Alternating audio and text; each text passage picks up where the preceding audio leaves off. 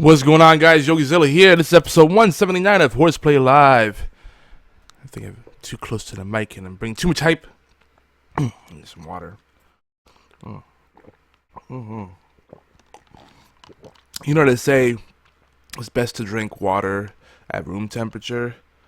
But man, when you have ice cold water, you really can't beat that. Anywho, I think we're going to be keeping this trend going of shorter shows. So for some, that's a breath of fresh air, because a lot of time when I talk to friends, they're like, "How can you talk for 2 hours? Don't you run out of stuff to talk about?" Like, no, quite the opposite. We run out of time. But shorter shows better for people with ADD. Might be something you can actually listen to during your daily commute at work. So, I figured the average person maybe has 20 to 40-minute drive, so that's probably where you want to be at, right? But if you're really slick, you just have your phone, get your Bluetooth on, you're listening while you're getting ready, take your crap or whatever you do in the morning, brush your teeth, you're listening, then you finish out on the drive, boom, yeah. Oh, that looks janky. I just saw something I don't like on the scene. Let me fix that.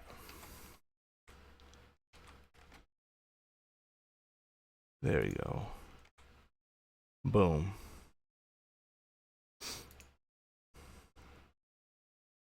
Oh, my Doctor Who font disappeared? What?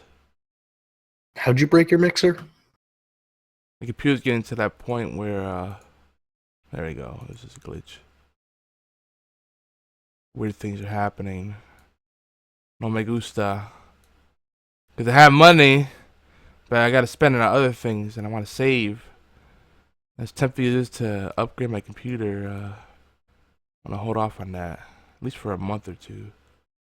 I won't be able to take advantage of it anyway. I want to get in the groove of a new job. That's the worst thing. You don't want to have a new toy and not be able to take advantage of it, Oh yeah, I know. My drone's been sitting around just taunting me during our IRL segment. That's all I have. I haven't played any video games. That's all I have is real life. I had to buy a hose. We'll recap a little bit of last week's stuff from episode 178. Since the guys weren't here. I think it's just Beard joining us tonight. So yeah, it's probably just me. I'll be catching him up. What's that?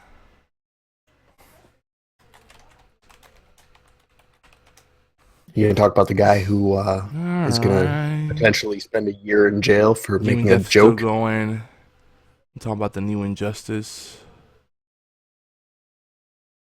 So I do want to play. I actually think they do a really good job of making the game.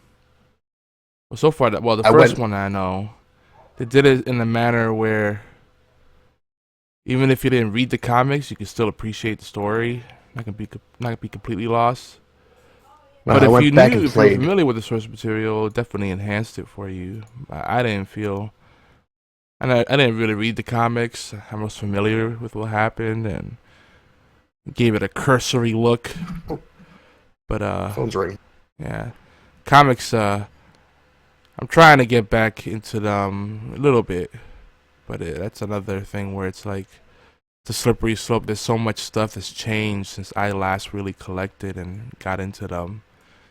I did talk about my free comic book day pickups, which I still have to read. Maybe next week we'll have some discussion thereof. Actually makes me think, amongst our hosts, I'm not sure anyone is reading any comics right now. Actually, I think Warchild probably does. We just haven't had a chance to talk about it. Maybe Tuka. Alright. Just thinking out loud. Well, might as well get this started.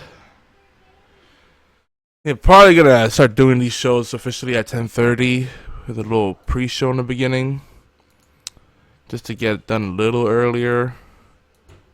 Heck, we might even start at 10. We'll see. Baby steps, right? Baby steps. Without further delay, let's get to it. See you in a bit. You are listening to an All Games Radio Network broadcast of AllGames.com.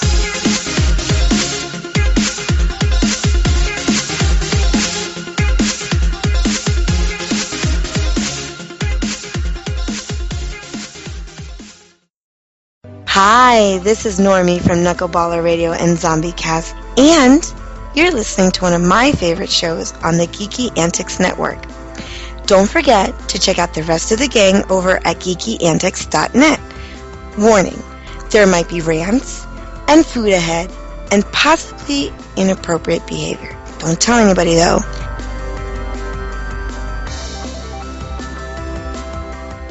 Every Thursday, be prepared to have your mind as geekyantics.net and gamingdeath.com bring you the Gaming Death Podcast, featuring all your favorite hosts, Chris, Caleb, HorsePLAY. Listen as they get together to talk all about video games. Admission is completely free. First 100 viewers will get a free dick joke. Thursday. Every Thursday at 9:30 p.m. Eastern Standard Time. Twitch.tv/gamingdeath. Enough about Obi's nuts. On to community gaming.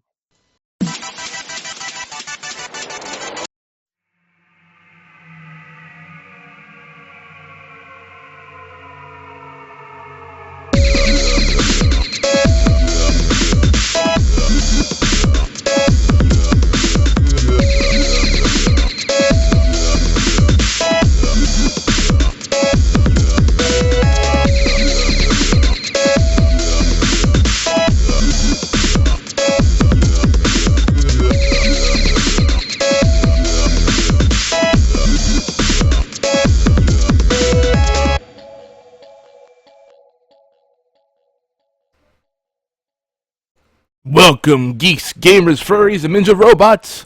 This is HorsePLAY Live. Today is Thursday, May 18th. May 18th, and episode 179 of HorsePLAY Live.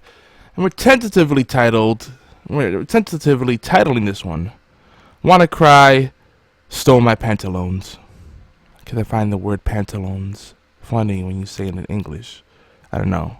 It's like using cajon as a transitive verb or just a verb period. I'm gonna cajon you good.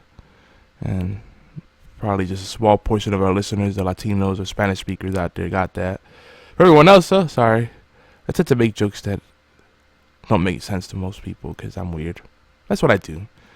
But speaking of my weird sense of humor, who am I? Well, I'll tell you who I am. I'm your bald, bear lizard host, Yogizilla. And tonight we have another host, Beard and Hat, who should be joining us shortly. He might be lurking right now. Who knows? He'll jump in any second. Apologize for just the oddness, the unusual form lately. Usually we have a steady host and we stick to the schedule, but it's been a little funky. Everybody's got things going on, and we're trying to keep the streak going. I'm not missing a show on any given week. Some weeks are harder than others, but there's always stuff to talk about, always things to catch up on. So at least the source material isn't drying up. I don't see that happening anytime soon. Even though we're not playing much games, and games are, at least for me, that I'm not playing much games lately, and that's a big part of what we talk about. But it's not the only thing we talk about. In fact, this show, for those of you that don't know, if you're new or newish, this is an NSFW show. Definitely not for kids. Definitely not safe for work. And we're kind of more of a comedy show than anything else. We talk about all facets of geekdom. Video games, tabletop, movies, TV, comics, artsy fartsy stuff. I mean, a little bit of everything, man. The issues that geeks face, and the things we think about but maybe don't talk about out loud. We just put it all out there, and we definitely get into the food porn and the rants. There are plenty of rants. And we do this show every Thursday night at 11 p.m. Eastern, 8 p.m. Pacific, 4 a.m. GMT, over at twitch.tv/geekyantics. That's twitch.tv/geekyantics. And earlier in the day, at 5 p.m. Eastern, more or less, it depends, the queue system gets messed up, but over at All Games Radio Network at allgames.com, they play our reruns, which I love to call HorsePLAY Replay. And I like the double play. HorsePLAY Replay, HorsePLAY Replay, HorsePLAY Replay. Keep saying that really fast. See how long we can do that for. Yeah, it just rolls off the tongue, I think. So yeah, proceed at your own risk, but have fun with us, and don't take what we say too seriously, cause we definitely don't. And Beard said he's running a little late now because his phone rang. Who's calling you at this hour? Man, people are just, that's the way it is though. You won't get bothered all day long. Then when you finally sit down to do something you have scheduled, everybody needs you. That's saying that goes at work or at home. That's just the way things are. Got sniffles. I don't know why. I'm a little whipped, guys. But not as tired I was. Was it last week or a couple weeks ago? Someone came in and bailed me out. Speaking of which, I forgot to reach out to Cupcake Christine. She wanted to join the show. Let me see if I can get her on. Yeah, get my phone over here. We got charging on the other side. All right. This is great radio, I know. This is great radio. I sent her ye old text message. Alright. Christine, aka Cupcake Envy. Join us on Discord. Podcast time. Let go. There you go.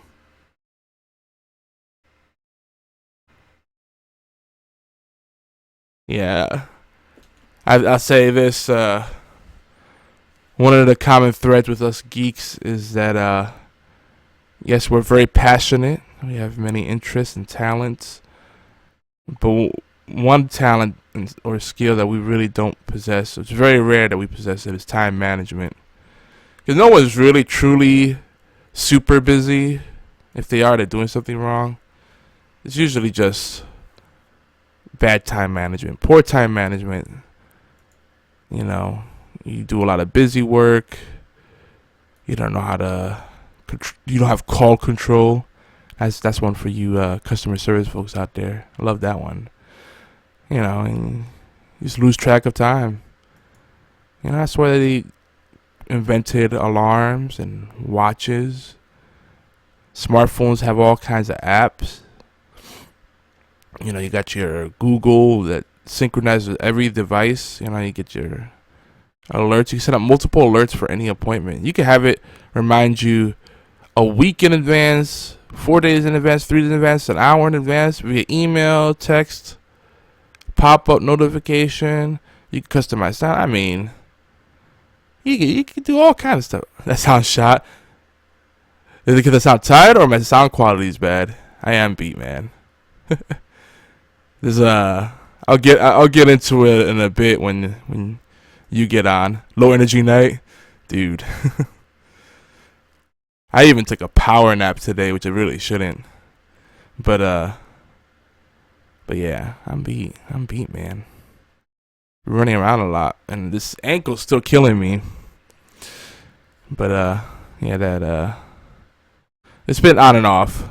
Most of the time it's okay, but then when it does flare up, I think it might be gout. Cause my friends that have gout, from what they describe, is like, ooh, that sounds like me. And the last thing you want to do is have to like stretch while you're driving, end up kicking something you shouldn't. It's better now though. It is better now. Taking my vitamins and supplements and all that good stuff. Try to keep it natural possible, and I don't want to get any prescription crap. That's a slippery slope. But yeah, I'm gonna try to bring more energy. I actually feel more energetic than I have been in the past couple of weeks. That one night. Yeah, that's encouraging. Because that one night, man, I was literally falling asleep and like completely losing my train of thought. And hi, Beard. I was not ready for that. How are you? That's what I do. Yeah, that's what you do. That is what you do. Just in time, because we're doing the meanwhile back at the ranch. That's our IRL segment where we just talk about our weeks and shit that doesn't really fall into other places. Oh. Yeah, so that's how we're gonna do it now. You ready for that? My weeks are all the same. No, they're not all the same. Yeah, they are. I liked your Go to the Instagram. gym. Yeah. What else? That's it. That's all I do. I work. I go to the gym. I come home. I either sleep or take care of my son. All right, so let's talk about the highlight of your week, which is something you shared on Instagram. That Which one? Was that the donut? Yeah, it was like that was.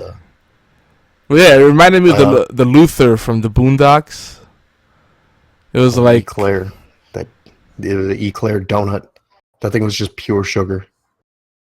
Dude, but someone left it in the fridge at work, so I'm like, it's mine now. Oh, it was just nobody leaves something in the fridge on Friday expecting it to be there on Monday. Hold up, it was just a donut? Yeah, it was just a donut. It was a giant fucking donut sandwich with eclair or cannoli filling and chocolate chips. Dude, I could have sworn I saw a hamburger patty in there. No, that was the chocolate chips. Okay, that's why I said it looks like the Luther. I'm like, where's the freaking like bacon and hot dogs? You know? Ugh. That thing was bad enough as it was. I ate it because I'm a fatty. Dude, that makes it less fun. I thought it was like one of those insane all-in-one sandwiches. You know? Throw everything together and deep fry it. You would have had the itis. Oh, I would have fallen asleep at work. It would have been bad. Do you remember that episode of the Boondocks? Oh yeah, with the roll back my head for a second. That was with the They had opened the restaurant, remember? And I think they ended up calling it the itis. Yeah. And they had they had watched any of that. Yeah, I know. They had the beds laid out for the customers, which is kind of a cool idea in theory, but then you think about it, man, the people would just loiter around all day. Like, you wouldn't be able to turn around people fast enough to make a profit, which is why restaurants, especially fast food, they're built to like make you as uncomfortable as possible. Like if you go with the internet cafes that they have, where you pay by the hour that you're there and all the coffee you can drink. That's true. You'd have to go to a sub-model type of thing for sure. Yeah, you pay, say you want to sit there for 2 hours. You buy the table for 2 hours, and then you get coffee and cheap snacks for the time that you're there. And you charge a higher premium for the seating during peak hours. That's the way a lot of cyber cafes were doing it, though. Did you ever get to 42nd Street, Times Square area around, I want to say 2005 maybe, when they had the Broadway arcade? No, I wasn't. 2005, I senior in high school. I didn't have a car then. Oh man, it may have been a little longer. I think it's still, I don't know if it's still there, but I know it still go around. Most of my experiences in New York ended poorly. Say no more. Well, there was one that was hilarious. We went down for my friend's birthday. He was living in Brooklyn at the time. So we went down there to celebrate with him. And we had to leave the bar at 12:30 at the very latest in order to get back to the first subway that we needed to get to the second subway train to get back to Grand Central. So what ended up happening was the other person that I was with just kept delaying So eventually, when we did end up leaving, his dumbass had to stop at this. He called it a Palestinian chicken place, which it absolutely was not. What the It hell? was just your standard. It was your standard New York pizza place. I don't know what. I still can't explain That's a big. his logic. That's a very big difference. Huge difference. So we stop there and get food because there's no stopping him when he's drunk. So, fine. Wait, I keep checking the clock. what time was this? We left at What time were 12:20. we're getting food? We were getting food at 12:25. Okay. It's like, dude, this is cutting it close. Was this by We get to this- Grand Central? No, this wasn't by Grand Central. This was in Brooklyn. Oh shit! On the way to the first train to get to the next train to get to Grand Central before the last train left. 12:25 after midnight. You're talking about, right? Yeah. Oh Jesus. Okay. So this is a tight window. Yeah. What the hell? Real Where the tight. hell were you eating in Brooklyn? You must have been by Park Slope or Red Hook or something, or maybe Williamsburg.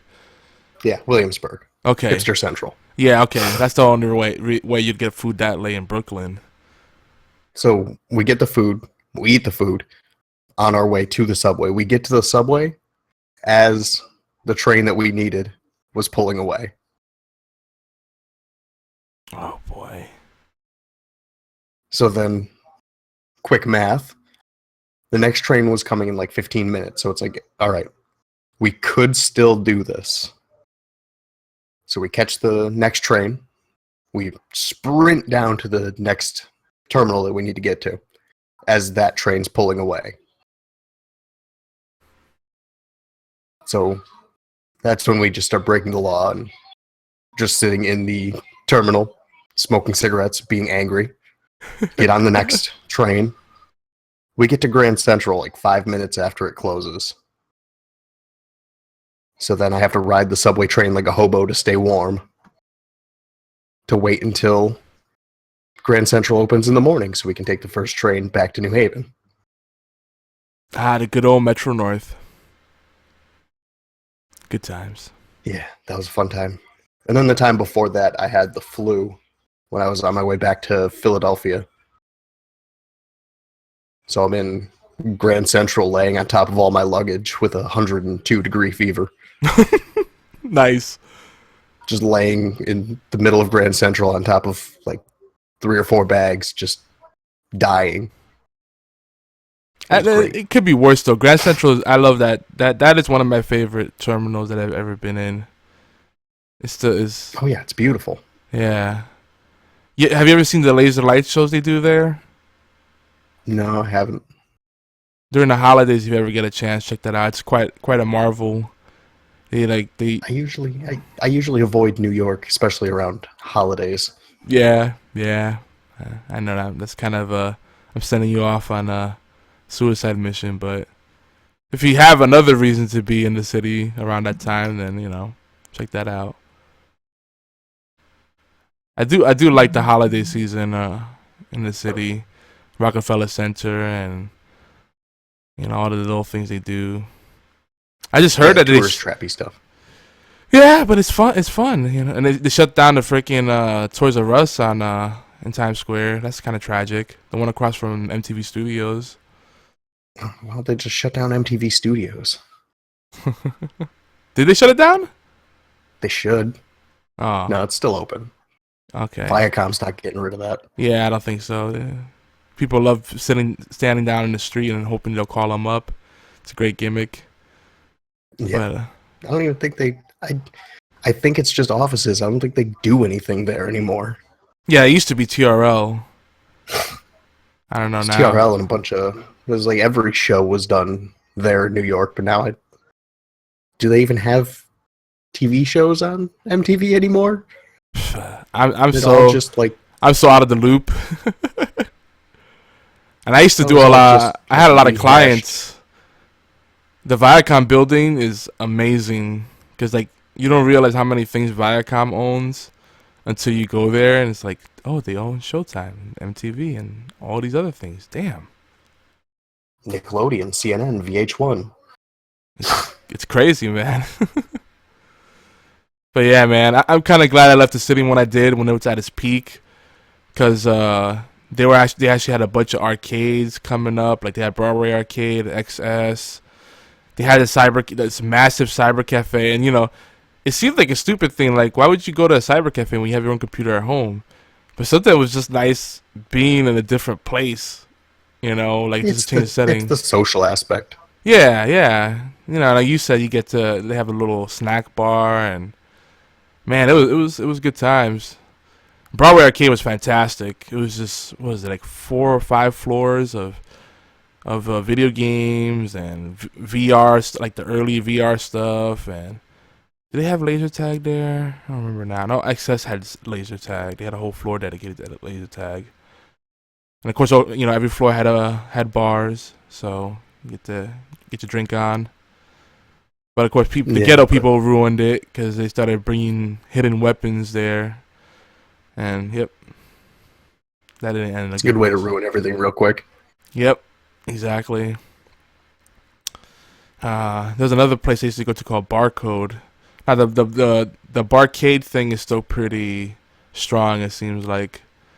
Yeah, they got one of those in New Haven.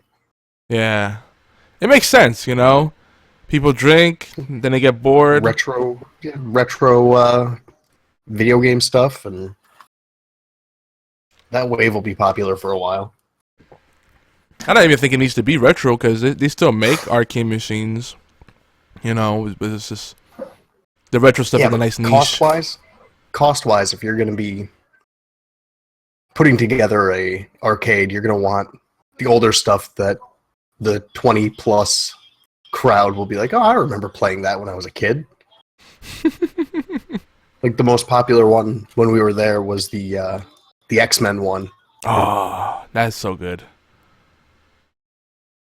That's one of the best brawlers, I think. The two CRT displays. Yeah. Next to each other. That was huge.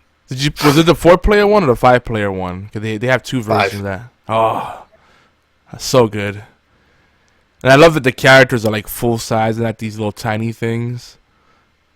That's a great game. That was a good one. They had a similar one on the 16-bit consoles called Avengers. I don't know if you heard of the Avengers. They're pretty cool. The game is pretty too. New upstart comic book franchise. They seem to have some traction. Yeah, not too shabby. They got this green guy that's kind of muscular. He doesn't really talk much. He's just a strong silent type. They got this guy that wears a toaster that's like red and yellow. And he flies. He's kind of a womanizer. Pretty cool. It's good stuff. And then they have some guy wearing weird leotard and a giant hammer. I think it's a phallic symbol of some sort. Probably. So we went off on a tangent. How else has your week been? Not bad. The weather's turned around. It's been beautiful today. Oh, I know, man. Did you guys get those really like cool days, like past couple of days, where like it was like, whoa, what the hell's happened? Yeah, it was a little brisk last week, but it was 90 today. It's beautiful. Yeah, same here. We hit like 92. Yeah, please, more of this. It's weird, man, because there's not really much separating the climates on the East Coast these days. Unless you like jump into Florida, then it's like you can tell the difference. Well, here, I'm okay with that. Well, here we have a lot of humidity. That's really it. That's really the big difference. But yeah, that's not much of a difference from New England, though. Well, what do you think your humidity was at today? Oh, today it was beautiful. It didn't have much. But normal summer, you can jump and then you kind of stay in the air for a little bit before you land. That's quite a visual. The air's just kind of pudding. You have to walk around with a machete to cut through the air. Yeah.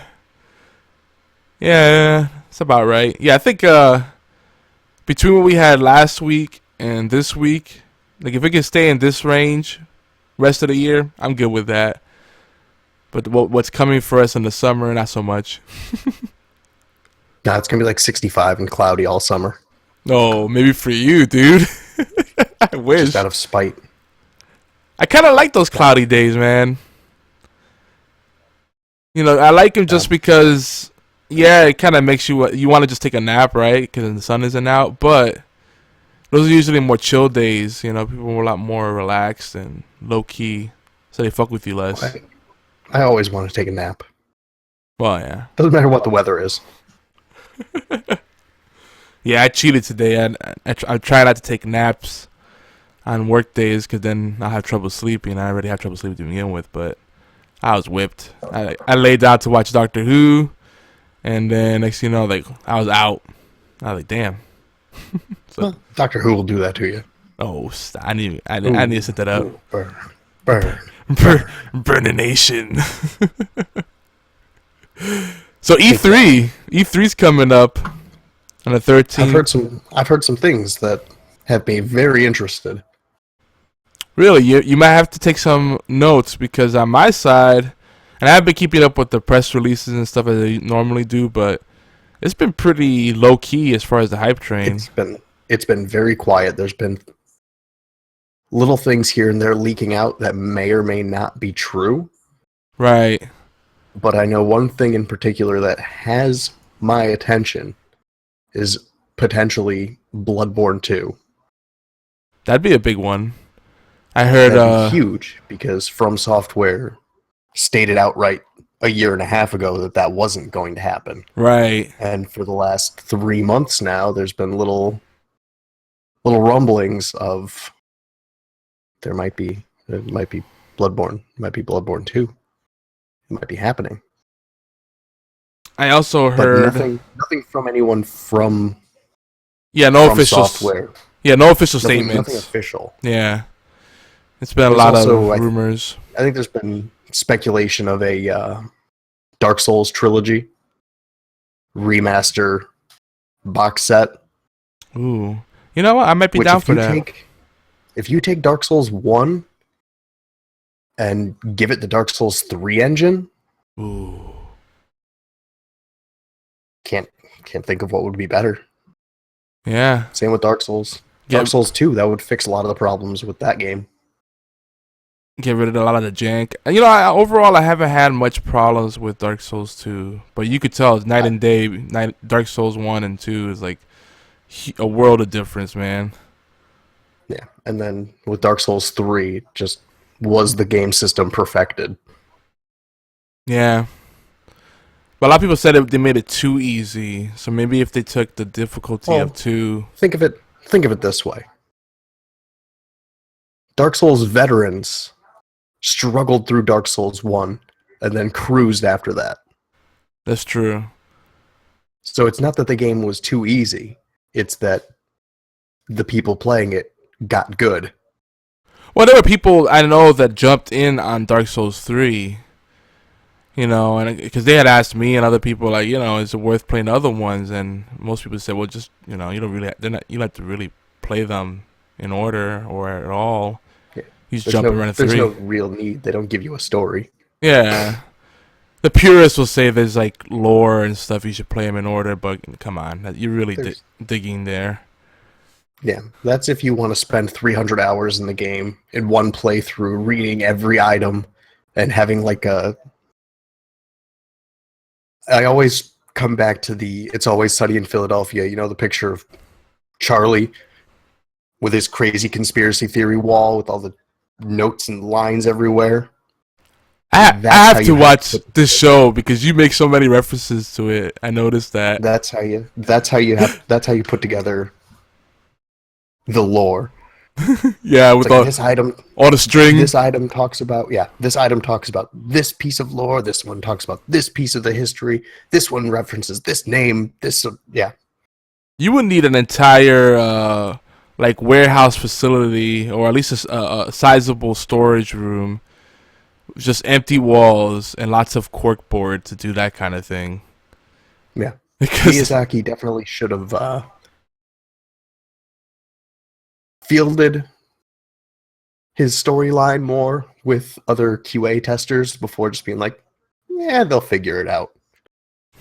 But then again, I think the game does better because of it. it does. The story doesn't get in the way of the gameplay, which is an issue I find a lot of games have. They try too hard to serve the story, and then the gameplay kind of comes secondary. And when the game's difficult, so the only real story is you, and you getting better, and you progressing, and you succeeding, because you can beat the game at level whatever they start you at if you're good enough. You know, when you think the about actual it, story doesn't matter. It's about you.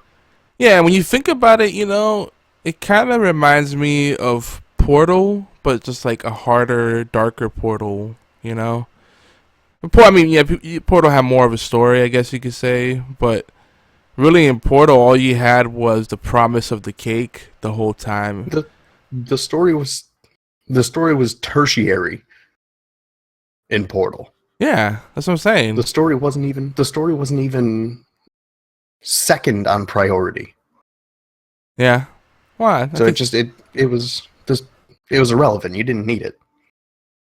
I think it kind of applies also in Dark Souls. I mean, yeah, I don't because think the story really matters. It's a puzzle game. Yeah, exactly. Yeah, Tetris doesn't need a story. You just play the game. Yeah, the Tetris' story is the falling of the Berlin Wall. Yeah, everybody knows that. Yeah, that's exactly what it is. 10 years prior to the wall coming down. I mean, right? They knew the writing was on the wall. They knew, literally. But yeah, I also heard some stuff about some murmurs of Infamous 4. Please no. Yeah, I mean that doesn't affect me either way. Yeah, I'm over it. I mean, Infamous 1 was okay. Infamous 2 was Infamous. All the other spin-offs were passable at best. I mean, if you want to play for like a couple hours and not really care, it's a good mindless game, but it's not like Uncharted. It's not like an actual franchise. Yeah. Where you actually care. No. I haven't really messed with Infamous much myself because, you know, I'm more a PC, Xbox guy, but it reminds me a bit of Crackdown. For some reason, that's what it always makes me think of. Just kind of goofing around. And it's one of those kind of games you just... It takes itself more seriously. Yeah. It's not like Sunset Overdrive or one of those kind of games, which Sunset Overdrive had me on the fence on the Xbox One. I absolutely love that game. In fact, if I get a chance, I'm going to try to beat it this weekend because I'm like in the final stretch of it and I've been putting it off. That game was a launch title. How? Hey, listen. How? Let me tell you something. For me to beat a game, that is a feat in itself because I tend to lose interest very easily in single-player games. So the fact that I've gotten to the end of that game tells you how good it is. Because I've dumped so many games. I'm like, nope, not gonna finish this. Like Inquisition? No. Inquisition I have every intent of going back to. I'm really into that. But that's the kind of game you can't just... It's not pick up and play. I can't just play that for an hour. I'd want to be able to sit down, actually know I won't be interrupted, tell all the kids, tell the wife to fuck off, and then sit down for 4 or 5 hours and just get lost in that world. Lock the door, put the blinders on, play for 16 hours straight. Yeah, exactly. Hell, I might even soak my my aching ankles in some Epsom salt and eucalyptus, you know. That's gonna be the old folks' home in like 25 years. They're gonna have like one community shared Steam library. While they're steaming themselves. Every room's gonna have its own little Steam link up, so they can all just share the games.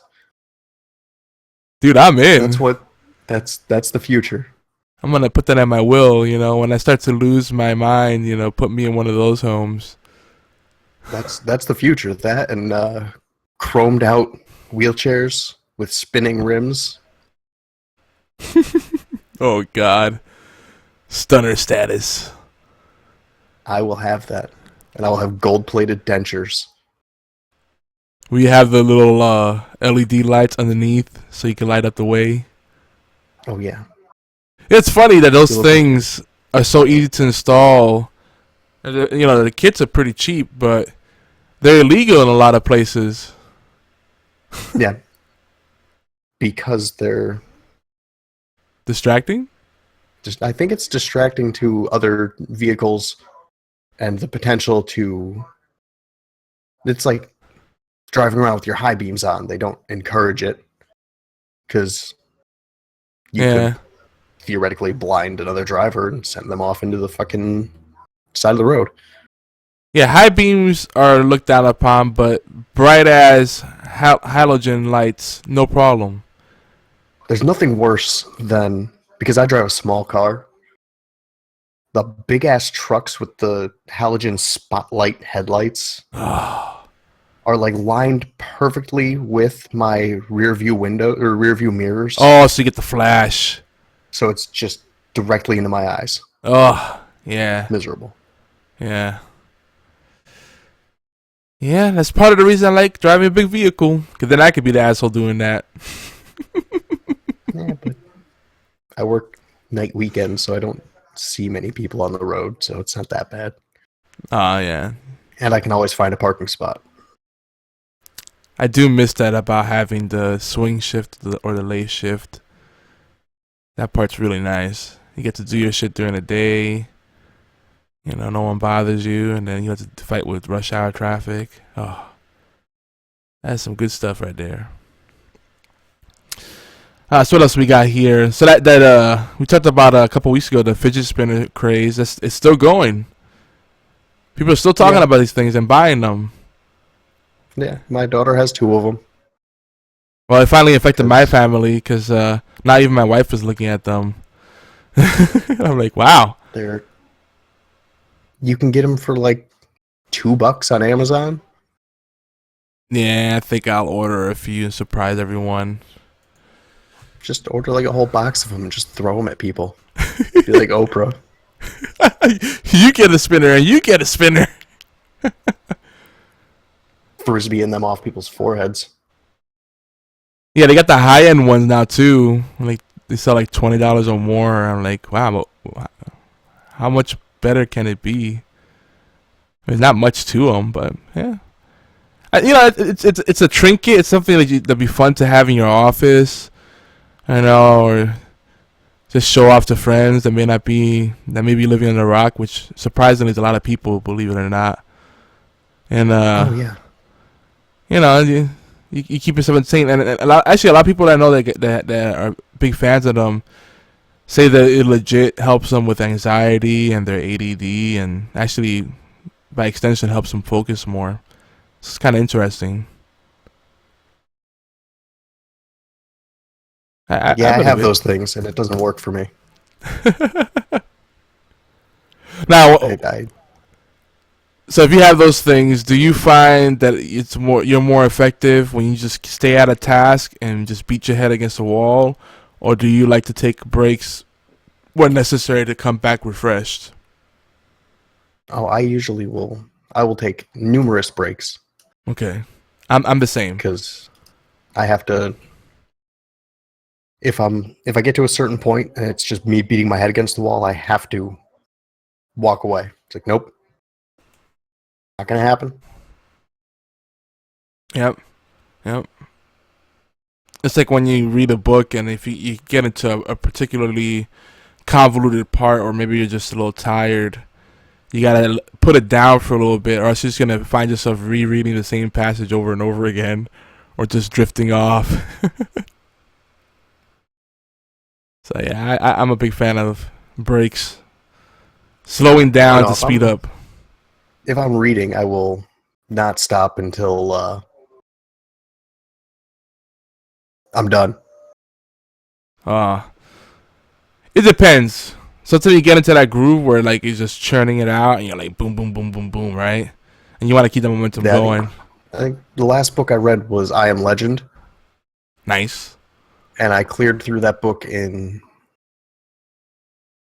3 sittings. Damn. Not bad.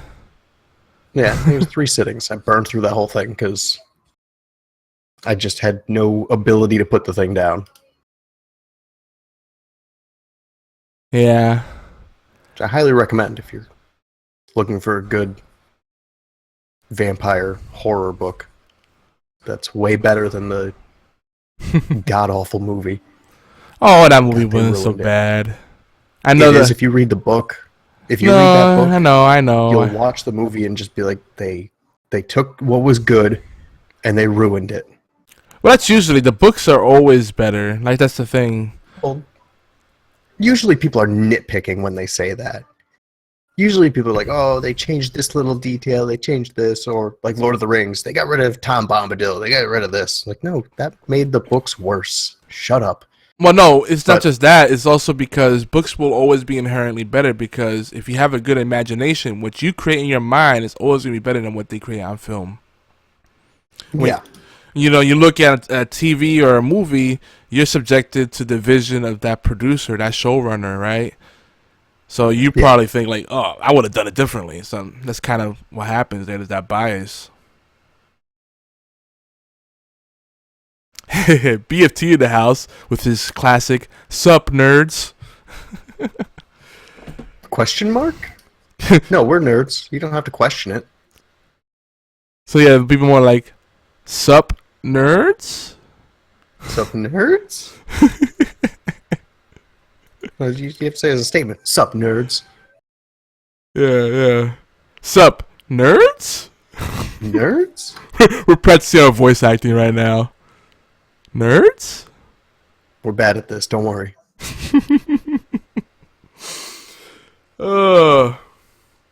Speaking of toys, I'm making good money now, being responsible, catching up on bills and all that stuff. And my computer needs some serious upgrades. But I'm being responsible. I'm not pumping money into it yet. It still does what it needs to do. You gonna just rebuild? You just build a new from scratch, or you gonna? I'm probably just gonna upgrade to fix what's broken. I think I'm just gonna upgrade it for now because it still works fine. It just has a little hiccups here and there, like because an AMD build is looking pretty looking pretty nice right about now. I know. Yeah, but if you get any, the problem is the moment you change the motherboard and you have to like reformat and start from scratch, transfer data over, and I don't feel like dealing with that right now. No, you don't bother transferring the data over. You put that one that you have now in the corner as like a little server you can access whenever you need. You don't have to do anything, and then you have the new fancy shiny. Yeah, but all my apps are configured a certain way, and you know, I just got this the way I like it. And I do that for a living. I don't want to go. That's the thing about it. It's like I don't want to go home and do that again. You know what I mean? Now I know I could be fancy and use something like Semantic Ghost to do an image and then script it so I could deploy it that way. But again, still work. But no, I'm probably just gonna get more RAM, new video card. That's really all it really needs right now. But I had a scare. What video card you upgrading to? Probably just Can you go with like a 960 or 1060? I'm gonna be a weirdo and stick with Radeon. No, you're gonna go with the 4 or the 5. That's what I'm debating. Gonna wait until Vulcan. Yeah, I think the closer we get to Vulcan, then I'll just go with the 4 or the 5. 'Cause it'll be dirt cheap then. I mean, the thing is, the 4 and the 5 are very close spec-wise. Yeah. It's just like a minor refresh that I think once the Vulkan architecture comes out, they're going to have some back-end upgrades for the 5 cards. Yeah, more than likely. Yeah, so But I think I'm open to very NVIDIA though. I like being the contrarian, so I would definitely go Radeon because AMD. Well, and also it makes more sense because I run a Radeon rig right now, AMD rig right now, so people. So you wouldn't really. Yeah. Oh wait, no, you'd need new motherboards, you'd need new sockets for the 16 or 1700 and 1600, and yeah. Yeah, well, yeah, because NVIDIA touts that they work with just about anything, but they're very proprietary compared to Radeon. Radeons, you could pretty much drop it to almost any rig, and you'll see a performance increase right away. It's generally a painless process.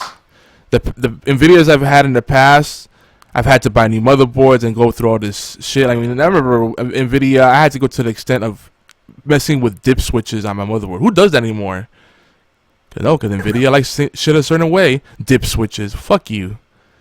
I should be able to pop it in, install a driver, and get going. No fucking dip switches. Or maybe you do solder stuff too while we're at it. Dip switch you. Speaking of which, I gotta dip out for a second. Be right back. Alright. So yeah, just to my point about new toys, so you maybe just think about something. I want to get everybody's feedback. That means you too, listening, viewing, wherever you're getting us at. How do you feel about when you have a new toy and you can't really play with it? All right? Let's say you get some kind of gadget. Those fancy lighting systems where they're independent lights and you could change the color and dim them and have them sequence and all kind of stuff. Set different moods. Or maybe you get one of those Lexus type devices where you can order stuff through Amazon or do web searches all by voice command, right? Or like I'm talking about a new rig, that if it's one of those things where if you can't take advantage of it right away, you just kind of feel bad because it's just sitting there and it's tempting you, I get that sometimes. I'm like a little kid when it comes to that. It's, like now I have my new vehicle and every time I see her, I'm like, I don't like driving because people are assholes, but I really love riding that car. It actually gives me pleasure. So I'd like to know what your thoughts are on that kind of thing. Would you rather hold off before getting a new toy to where you can actually enjoy it and invest time into learning and getting feel for it, doing your research, or you're just the kind of person that the moment something hits you, just jump right in? So you could send us your feedback at mail@geekyantics.net, or if you don't like email, you can leave us a text message or voicemail at 646-801-2149. Again, 646-801-2149. And BFT has a great question. He says, "So, Yogi, have you been watching the new season of Doctor Who?" I'm glad you asked because I was just going to get to that. And now that Beard isn't here, might as well take advantage of it because he's anti-Doctor Who. It's all right. Everybody makes mistakes. I'm loving the new season. I like the new companion. I think Peter Capaldi finally really has his groove as the Doctor. He's showing more emotional range. He's a more dynamic character. They're writing him a lot better. I mean, I didn't have as big a problem as a lot of fans did with him anyway to begin with, but I'm really enjoying the season. Just like the fan service from episode 1 was fantastic. I think the way they've done this season so far, and tell me what you think about this, it really feels like they've made it so that not only is it a really good send-off for Stephen Moffat, but it's also a great jumping on point for new viewers. Like I really feel like I could have friends jump on this season And even though there's a bit of like backstories and references to things, I don't feel like it really matters as much because there's its own thing going on right now. Like, and maybe I have to rewatch last season, but like the whole thing of the promise he made and the vault that he's guarding, I don't think knowing that backstory really matters. I actually really don't remember what happened with that. It was something he promised to Clara, you know. I have bad memory when it comes to that kind of stuff, but it's starting to come back to me a little bit. But it really, like coming into it, it's been, wow, it's been a year since they had a new season because they delayed it, and we had just that Christmas episode, and then what was it, 5-6 months before, we're in May, so 5 months before we got it started late April, so 4 months. Still, that's a lot of time. Plus with the time after last season, so total year or so before we had new series, because this Christmas episode are kind of their own little thing. See, yes, he is a great doctor. See, I'm glad I'm not the only one who thinks that. And a lot of Doctor Who fans poop on him, especially the Nuvians. They're like, oh, he's not cute like Matt Smith and David Tennant, and blah blah blah. And BFT says, I agree. I think you say the same with any season has a regeneration. New companion doesn't know what's what, grows with the new viewer and helps to transition to a new doctor. Yeah, that's true. And this is going to be a season with regeneration. We know that's happening. They already spoiled the shit out of it in the post-credit preview, like, coming soon. And like, geez. At least surprise us. So we know that this is Peter Capaldi's last season. New Companion definitely helps out a lot because the Companion is basically, it's a great narrative device because the Companion kind of embodies the viewer in a way, and it helps fill in the gaps because they're learning of new stuff. Therefore, the audience is at the same time, and it's pretty cool the way they do that. Some might say it's lazy writing, but it's a formula that works for Doctor Who, and they do it in a really fun way. So this is a really strong refresh. Billy's her name. For some reason I thought he was calling her something else. I heard like Bowie or something weird at some point, but yeah, Billy's her name. Yeah, I'm a big fan. She's a cutie, and I like her personality. She's very quirky. The best part was there was a lot of tongue-in-cheek moments in that first episode.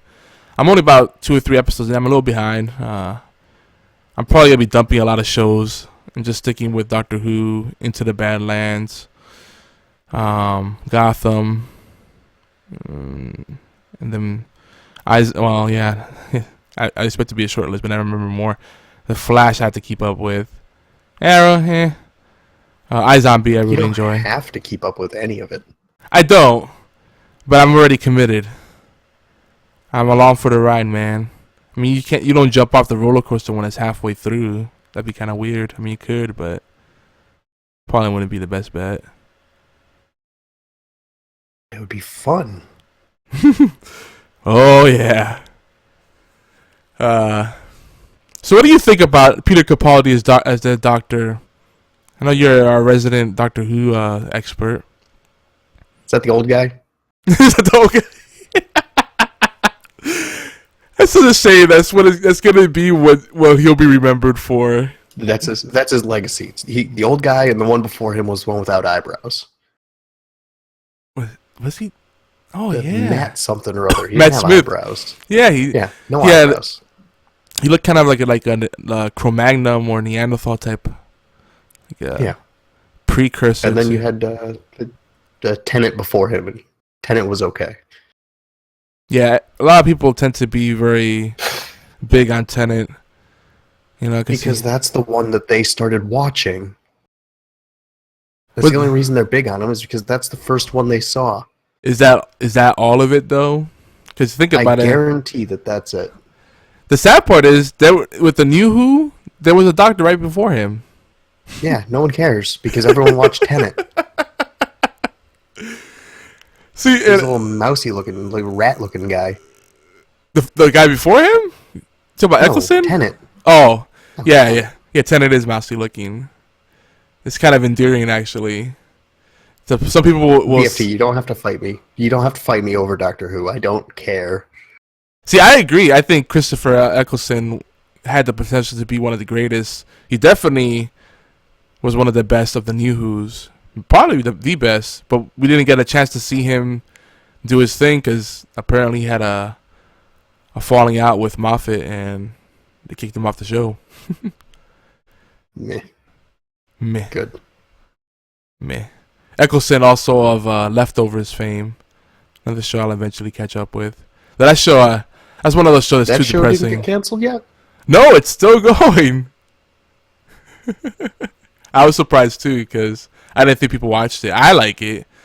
But that show's depressing as fuck, man. I remember I watched like 3 episodes, like the first 3. And I was like, this is slow and boring. I'm out. Yeah, it's like one of those shows that it's its own. It really doesn't compare to anything. You just kind of watch it just to see where the hell they're going with it. It's just very weird, like, and this is Lost.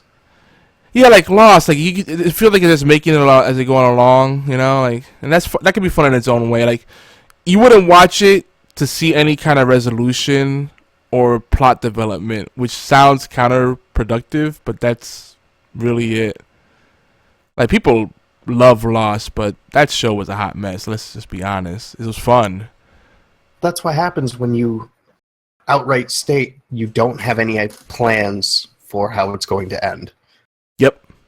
Yeah. If you write without some kind of end in mind, then everything falls apart. I think that's a lot of what hurt Heroes as well. Well, yeah, and both Lost and Heroes had problems with the writer's strike. That's terrible timing.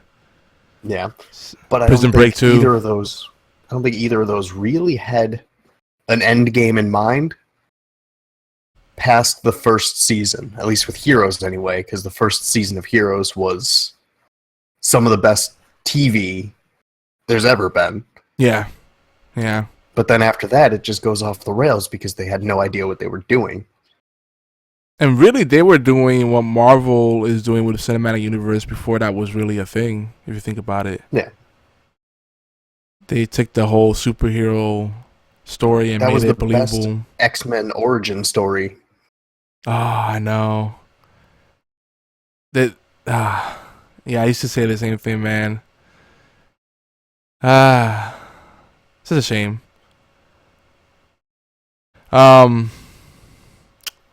Leftovers also reminds me of Preacher. Did you ever see the show Preacher? I mean, the comic's weird too. I heard good things about it. I don't invest much time in TV shows because I know. My TV is controlled by other people. Yep. Nah, I was the same way for a long time, and then I got sucked into some stuff by my family or friends, and it's a slippery slope. And sometimes it's good to just cut that out. It's like, damn. Legion is another one. Like Legion, Leftovers, Preacher, they're different shows, yet they both had that weird thing.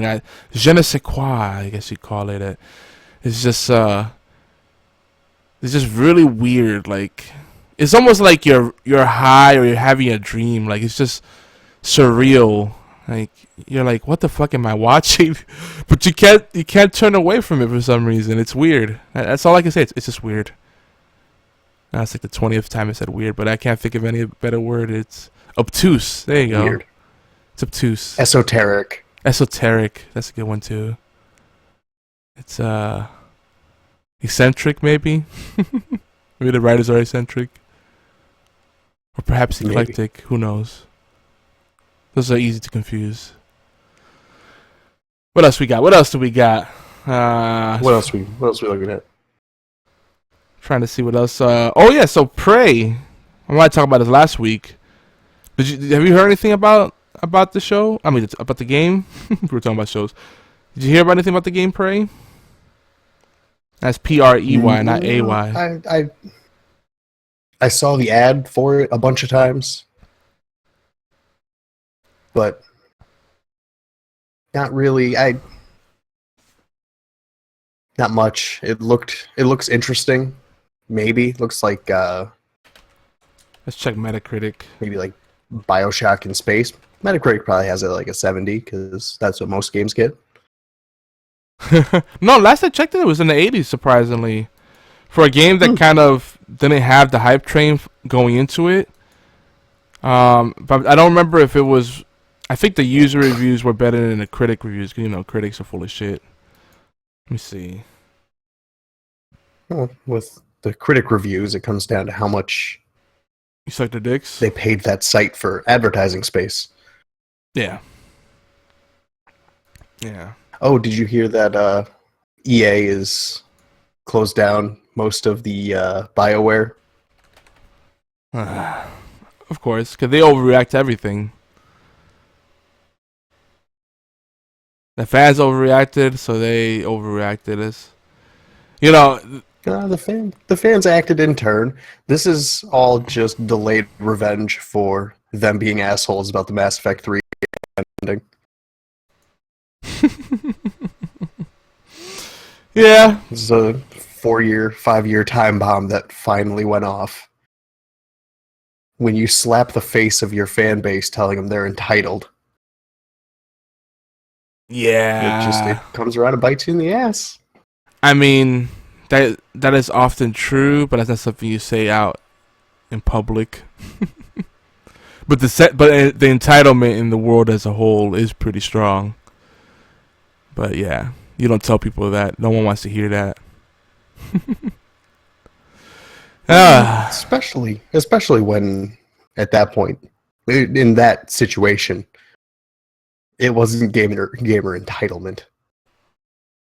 It was them rushing out the ending and then getting mad.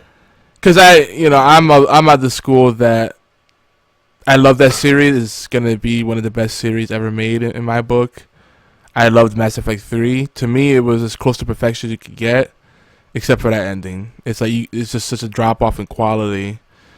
You know, the recut ending was significantly better than the original ending. Yeah, it was. And the way I looked at it, because I didn't want to be bitter and upset that of everything that I was promised of that game, they only gave me a different colored light show at the end. So the silver lining I really found in it was it was the journey of Mass Effect 3 as opposed to the ending that was the real meat of it. Because the ride through Mass Effect 3 was just brutal. Yeah. That final fight. Love, yeah. Everything you love, we are going to just crush and destroy. And I hope you didn't like Morden Solidus too much. Oh, you did? Oh, I got bad news for you. Dude, and they threw everything at you at the end. Like, you're literally crawling at the end. I'm like, how the hell am I gonna get through this? Like, they did such a good job. Yeah. And another thing too is like, Morden. I get it that this game was touted as giving you freedom of choice and having the branching storylines and all that, right? But then there wasn't really any impact to those choices. I would have been fine if they just managed expectation and said, hey, those choices don't really mean anything. They're just for funsies. Like Telltale. Oh, okay, cool. Yeah.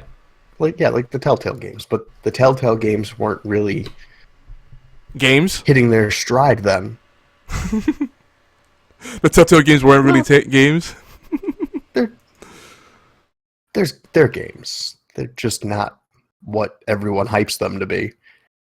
Yeah. They're not this great leap in storytelling. Yeah, there's a lot of point-and-click games. It's a point-and-click game. There's definitely a lot of dick sucking with those games. But I get it. It's an acquired taste, so I can't judge. Oh, I can judge. I don't agree that you can't. See, the funny thing is I like point-and-click adventure games. to me, it's a step below a point-and-click adventure game because it's so on rails. Like, there's really not a failure state, and much like thinking. It's more like it's more about just making the choices, so you can see how your choices compare against the rest of the world and your friends, and the real experiences and the conversation you have afterwards. Like, what did you choose at that part? Oh, I picked the opposite. You're a terrible person. Yeah, that's what they do. Because it's a choose your own adventure book. Yes, that's definitely what I would call it. Yes, choose your own adventure. That's exactly what it is. And those I used to love those too. Those were fun. But now I'll tell you what, those games are great for streaming because it's something you don't have to really pay attention to and put much thought into. So you can just engage with your chat and everybody just discusses everything along the way, and you really don't give two shits if people spoil it. They do make for excellent streaming quality, streaming fodder. Yeah, like I see friends streaming those games, I jump in. There's something fun about watching and just talking about it, even though I don't enjoy the gameplay. So it works for that. But back to this Prey stuff. Yeah, back to Prey. So I've been hearing that it's comparable to Bioshock, classic Bioshock, and Dead Space. I've been hearing like a little bit of column A, column B. So that I'm hearing those things, and I'm like sold, and I'm like, I don't have time to commit to a single player game, but I want to see what it's all about. I'm really curious. So who knows? Give it a couple weeks. It'll be like $35. Yeah. And pick it up. Well, right now I'm looking at MetaCritic. On the PlayStation side, it's been that's where it's been worst received. It's got a 79 overall. PC's got an 80. On Xbox One, it's got an 86. Well, 79, 80, that's interchangeable. That's within margin of error. But the Xbox having a higher score, does the game run better on the X? How do they? It could just be that the PlayStation 1 has a much larger breadth of single-player games to choose from. Yeah, I would say that. I mean, that's one thing I will always concede to is Xbox is more about the multiplayer and social experience, and we were kind of long overdue for something of this kind of scope. So I think this works because apparently Mass Effect wasn't that for most. No, it wasn't, and you can see pretty easily on the Twitch directory where the game really fits after a week of it being out. It's like, should I buy it or no? Where's this sitting at now on a directory? Prey is, what's this? 1, 2, 3, 4, 5, 6, 12, 18. It's in the top 30. It's got about 3,000 people. Top 5 is still includes Overwatch, Dota 2, and League of Legends, right? Yeah. CS:GO. Well, CS:GO is. CS:GO's dropping down, isn't it? CS:GO's losing favor. I think. Yeah. PlayerUnknown is eating a lot of those communities. Yeah. I think Battlegrounds is eating. CS:GO is definitely devouring H1Z1. Well, it's because it's a better game. And it's the new hotness, and everyone's tired of H1Z1 being buggy and shitty. Yeah. That's another one that I like to watch, but don't particularly care about playing. Yeah, the Battle Royale games, those are fantastic for streaming. If you want to watch some really compelling gameplay that is real simple. It's just go find guns and survive. But you get real invested into someone making deep runs in it. Yeah. And you can also get your viewers into a big server and play together. You know? Yeah, because you can do duos and you can do team stuff. I don't know, Siege is still sitting around in the top 20. It's a great game. Yeah. I'm a big fan. Big fan. But yeah, over here I'm Mass looking. Effect, Mass Effect Andromeda's gone. It Is doesn't it? exist. Damn. So people beat that game and then moved on. Yeah. Makes me sad. Banjo-Kazooie I still want shows it. up before it. Man, that just shows people don't have good taste. Oh, snap. JK. It's a good game. If you're into that kind of thing. No, people don't have good taste. Why is Catherine always just floating around? Yeah, I noticed that too. I always wanted to give that game a try. I heard it was Honestly, an experience. yeah, I think a big part of it also is that's an Atlas game, isn't it? I think it's an Atlas game. It's a puzzle game about this guy's love life and infidelity and an existential crisis. Well, and It's got all these weird. And the cover art. Don't forget the cover art. The cover art is also a big hook. Yeah, I feel that's what fan service. Yeah, that's usually what draws people in. But then you find out there's actually something of substance there. And Atlas, they got a pedigree, a strong pedigree, and they put out some really quirky games. I mean, I feel like they turned the corner with Demon Souls. Because prior to that, they were just bringing over weeb shit. It's like, oh, we're just going to bring over all the shitty JRPGs that no one else wants to publish. We'll make a few bucks off them, maybe. But we'll publish them. Persona's helped them too. Yeah, Persona's the other one. But with that pivot with Demon Souls, that kind of gave them a little bit of clout where it's not just... I forgot they published Demon Souls. Yep. Yeah, that's a big one. Sony only footed half the bill. Sony was like, we'll pay half if you can find someone else to pay the other half. Atlas was like, well, we'll publish anything. I've always been a big fan of Atlas because they always, anytime I just pick up a random game without doing any research and I see Atlas name on there, I'm like, I'll give it a try. How bad can it be? And it's usually fun. They have some really weird shit and it's cool. Like when you want to change a pace, you just go Atlas. You'll find something good. I think they published 3D Heroes. Which, if you've never played it, if you have a PS3 floating around, get it. It's Legend of Zelda, like original Legend of Zelda, but made of like cubes in like a 2.5D depth of field with some bonkers ass swords. That sounds like... Oh, that sounds like Psychic Force on a Dreamcast. Let me look that up. I want to say that's what it was called. That's the image I got in my head. I could be completely off base. But yeah, I'm looking at the scores here. Windows Central gave it 100.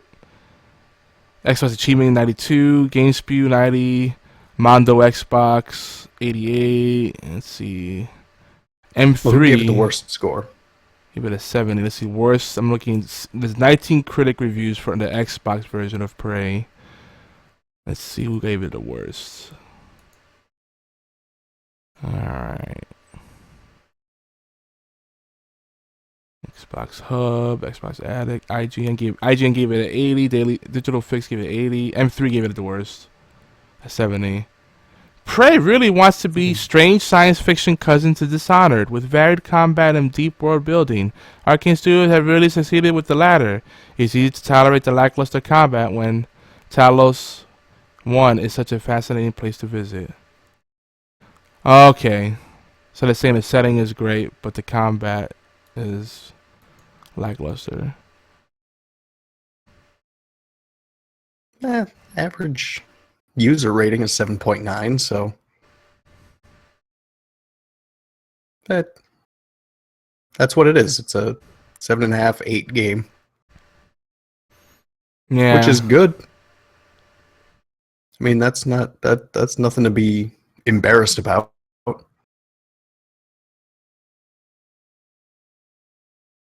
Yeah, I'm looking at it.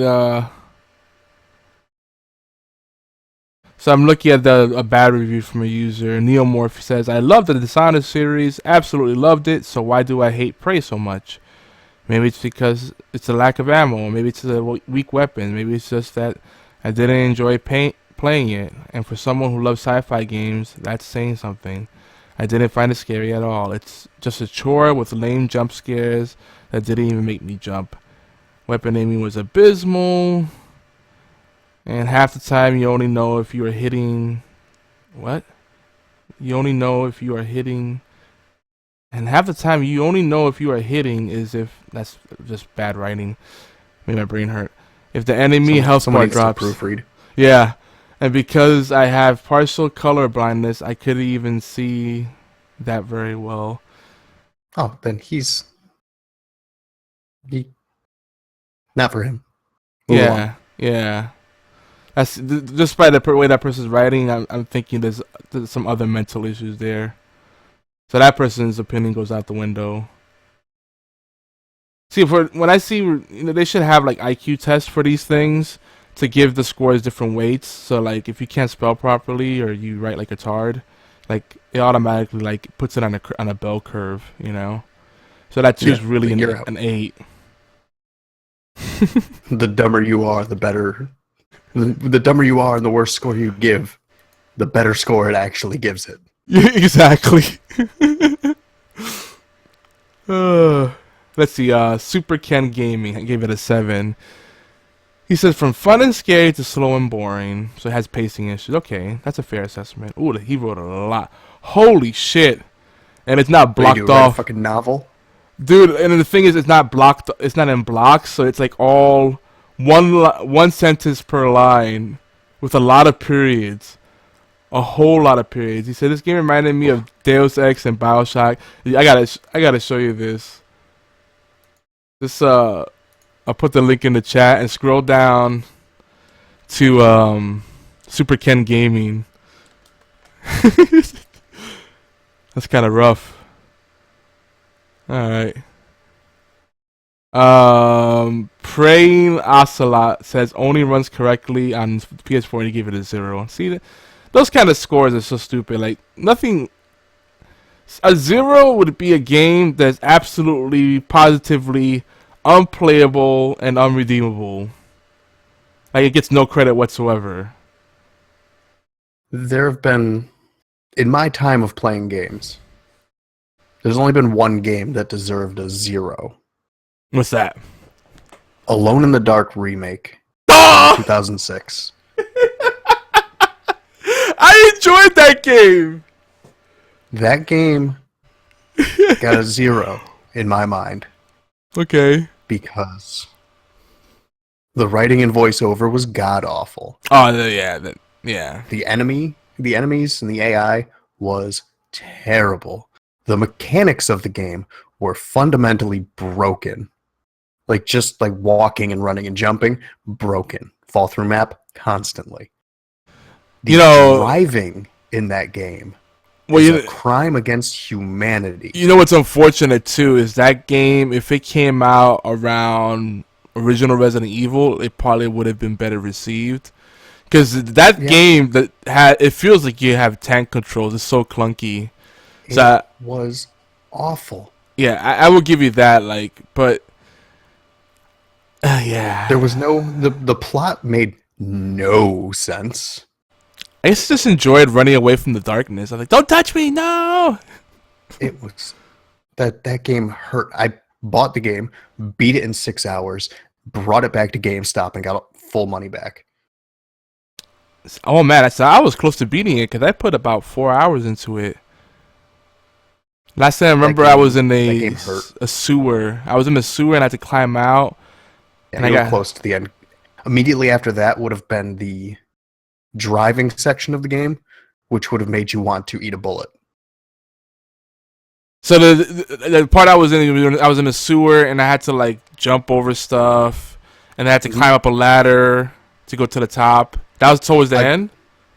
Yeah. Damn. That was like chapter 8 of 12. Oh, and at the very beginning of the game, like when you put the disc in, you can just choose whatever chapter you wanted to start from and play. You didn't have to play any other chapter before it to play after. You could just start off in the last chapter and beat the game if you wanted. You know, I think I will say this. One of the reasons I enjoy it is I enjoyed it at the time was because it was one of the few games that my whole family would sit down and watch me play, and sometimes we would do switchies, you know. And it was cool. Like there's not many games that do that, like where it actually interests people, you know, like that. Assassin's Creed used to be that for us as well. We used to like doing the puzzles together, and I got tired of that series. Oh yeah, that's what I'm saying. It used to be that if they slowed down putting them out, I would still love it. But I burnt out on that shit. I got burned out when they pumped out like 6 games with Ezio. I was like, no, I'm tired of this guy. I played through him. I liked Altair better. Give me him back. No, you get this guy again. Altair, you don't like him because he's Italian and fancy. I liked Ezio, the Middle Eastern guy. And I like Altair.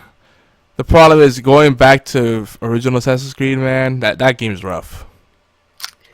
Well, yeah, those games don't age well. Especially that one. They kept getting the mechanics better. Yeah. That's the problem. I think the Assassin's Creed games played better each game, but they're less playable each game. Yeah. Because they keep using the same gimmicks, so it's like, yeah. And no game has really been good at stealth since Thief 1. Yeah, no one really wants to play Assassin's Creed as stealth really anymore. It's just going hot. Yeah. It's the Call of Duty effect. Yep. Pretty much. So yeah, Prey looks promising. Prey. Definitely looks like a maybe buy it full price. Maybe? Yeah, because, you know, I could tell you this. I would filter out all these negative reviews because pretty much all of these people are idiots. I could tell. That's the thing. A lot of those reviews, you read like 15 to 20 words in, you're like, wow, this person knows nothing. There's only maybe one guy in here that might have redeeming value. Let's see, Induced Rhino. He gave it a 3. Cut to the chase. Prey is a bad fucking game. It's boring, frustrating, and very confusing at the same time. There are 2 sides of Bethesda Softworks in my eyes. There's a side I love, which will keep me playing for months or even years, such as Doom and Fallout. Okay, he's got good taste already. Alright, let's see what else he says. Or she. And they're the disappointing side. They're the disappointing side. Oh god, people, come on. That I will play for a few hours and be done, such as Elder Scrolls Online. Oh, I'm done. Get out of here. Get the fuck out of here. Fuck you. Elder Scrolls Online is good. You are in the minority of people who like that game. When it comes to MMOs, it's a good MMO. Like that's what MMOs people are. Want World of Warcraft or they want nothing. Yeah, that's really what it comes down to. Because if you are in the market for an MMO, I can't think of many MMOs that are worthwhile. You know, you have Warcraft, you have Elder Scrolls Online. I don't know, people still playing Terra. Black Desert Online tried. People still play that, yeah. It's most MMOs. They'll show up, flash in the pan, then they're gone. Rift, people still playing that. Last I checked. There's still people playing fucking RuneScape. That's true. And now it's a Like HD edition. Original RuneScape, yeah. Oh yeah. The original one was like all. I'd be janky. surprised. I wouldn't be surprised if there's still people playing Well of Souls. Damn. Oh, hold on. There's more to this. This guy Induced Rhino goes on to say that this game is neither of these. So it's neither the best of the best, nor super shitty as he feels Elder Scrolls Online is. I expected this game to be full of fun and complex puzzles like Breath of the Wild, and some of those breathtaking and satisfying kill streaks from Doom. But all it is another pile of garbage. The only good thing about this game are the weapon customization, which deserves some credit, but it gets old pretty fast, and it is not as good as Fallout customization. Mind you, worth noting that he spelled customization with an S, not a Z. Sounds like he was looking for something else from that game than what it was actually. Yeah, I think it's an expectation thing. That's what I expect. Yeah, that's what I expect from this game, but no way. It also feels like another one of those Call of Duty disappointments with too much futuristic designs and settings. Leave that to Halo and leave this game alone. But that's what the game. No, come on. That's the point of the game. That was their whole angle. You knew it took place in the future. The fuck did he do? Did he just like look at the name? Prey, that sounds kind of cool. Let me buy that. Again, discredited. So all the negative reviews for this, flush them down the toilet after you take a nice steamy shit on them. Tell them how you really feel. That's all I have to say on that. So yeah, I'm excited to check this out. Now, almost out of spite, I wanna. That one asshole. I'm going to play this game because of you now. Well, there was two of them really. Well, that last one really set me off. And I want to write a review and then. What about the one that's like, oh, this game only runs well on the PS4? Yeah, that kind of triggered me. That's the only place you're supposed to play it. That kind of triggered me. And they gave it a 0 too. What a piece of shit. It's the same fucking game.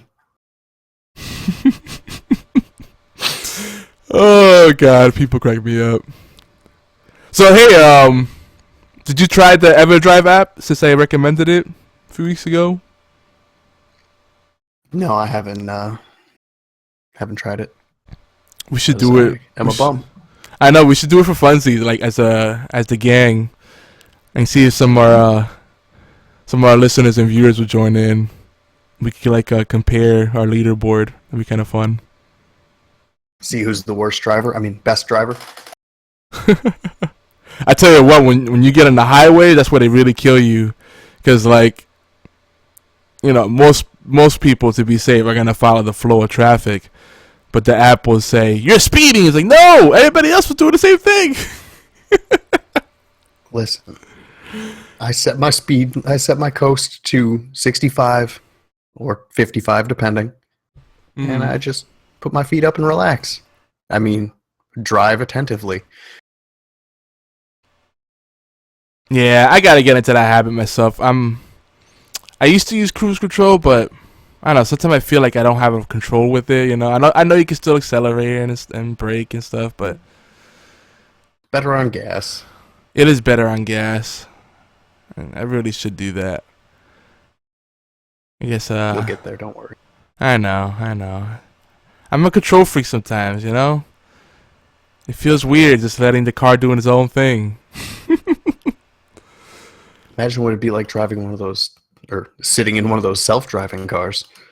Oh yeah, dude. No, I could already tell. Like, knowing me, I'd be losing my shit. I'd have to be in the back seat. I'd have to be in the back seat of the car. Yeah, that I could probably do that way. Yeah, because it's, you know, you think about it, it's hard enough when you're on the passenger side with someone else driving, especially if you don't trust their driving skills, right? If they do something crazy, you're like, fuck, I'm gonna die. You know? I remember I had a taxi cab driver one day pull a freaking movie scene move and drive on the sidewalk to get around cars. I was like, what the fuck? Welcome to New York. I didn't know people actually did that. Oh shit! Of course they did.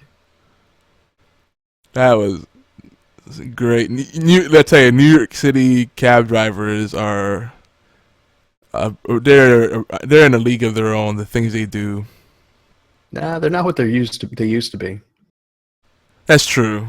Because they're not the only option anymore. So they have to adjust accordingly. Yeah, they have to actually be good customer service people. Drive safe so they don't freak out their fares, and yeah. It's not like the good old days. You can flip the bird and still get paid. Yeah. The good old days. In Puerto Rico, Uber is a sore point. A lot of people are fighting against it because it's like there's already problems. And, you know, the whole freaking country's filed for bankruptcy. Oh, God, it's a fucking hot mess. This is nuts over there. They should have been folded in as a state a long time ago. Yeah. Would have solved a lot of their economic problems. That's true. But we're stubborn people. Kind of like our independence. You don't have any independence. You're Commonwealth. You're like a puppet government at best. The illusion of independence. Yeah, we'll go with that. I mean, we at least we have the option of running our own currency. Like a lot of places in Puerto Rico will accept, last time I went there, they accepted, shoes and, buttons. Bottle caps. Bottle caps too. They are Fallout. They are Fallout. You know, I say that jokingly, but a lot of places are like so old school. They'll do barter, man. Puerto Rico's like the Wild West still, man. It's crazy. As much as the technology has come along. I'm disappointed you can't still barter for stuff. Yeah, I think it'd be funny to exchange like a crate full of chickens for a laptop. You just gotta find that guy that's really hard up for some chickens. Like that guy looks like he wants some chickens. What's the inherent value of a chicken? Yeah, they'll continue producing eggs. Yeah. So a dozen eggs is like $1 or $2, depending. Large eggs, small. There's variables. We'll say it's like $1. So if you have like 100 chickens who produce a dozen eggs a month, you can have a laptop in no time. Dude, chicken's a great investment. You know, it doesn't cost that much to run some chicken wire to set up a chicken coop, and you know, they're really easy to kill too. Yeah, the snapping in the neck least though. Bad. You feel the least bad about killing them. Yeah, but I've had a few chickens I got attached to though in the past. So you keep them around to lay eggs so you can kill their babies.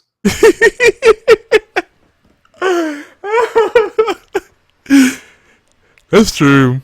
Cause I love pork, particularly bacon. Hard times are coming. You need to get comfortable with killing your own pets.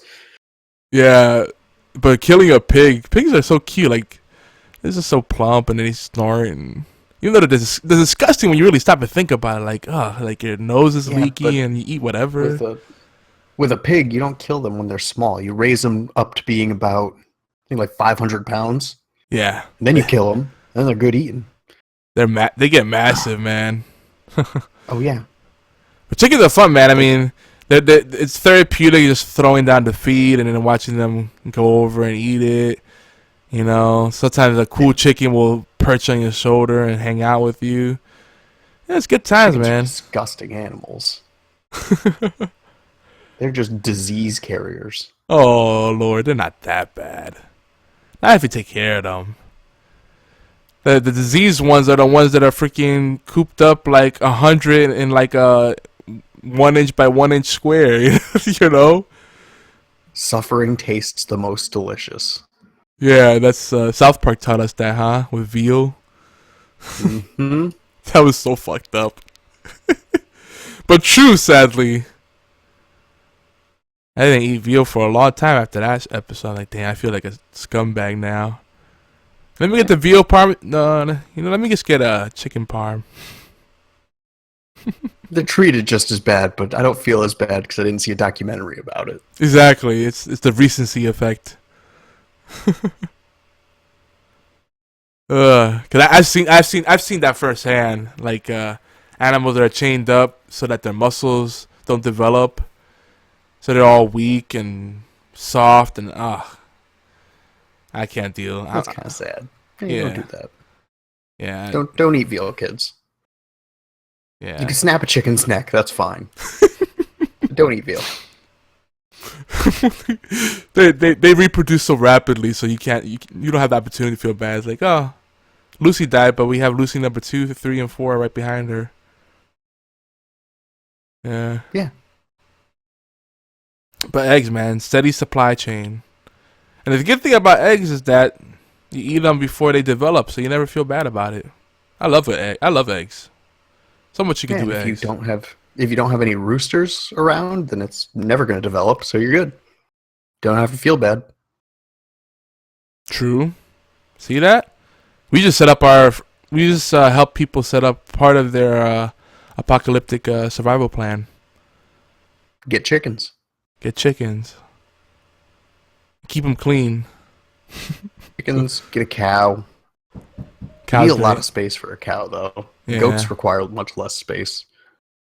Cows are really high maintenance, and goat milk is an acquired taste. If it's the apocalypse, I'll get used to it. That's true. Like that's what I always tell my family when they're all picky about stuff. It's like, I don't really like we have all the kids disagree on what condiments they like. You know, like something as simple as a burger.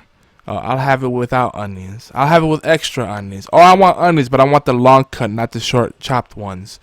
You know, I want ketchup, but no mayo or mustard. I want everything except the onion. Well, that's not everything. It's like, fuck. And I can never memorize it because sometimes the moods change. So it's like, you know what? We're using the app, or everybody's writing this shit down. So you put your own order. $5. Go get your own burger. Yeah. That's sometimes what I do too. Here. But that's not enough for a burger. No, you'll find out where $5 will get you a burger. Go. Find a way. I've definitely done that. You see me? I'll eat whatever. I'll eat whatever, man.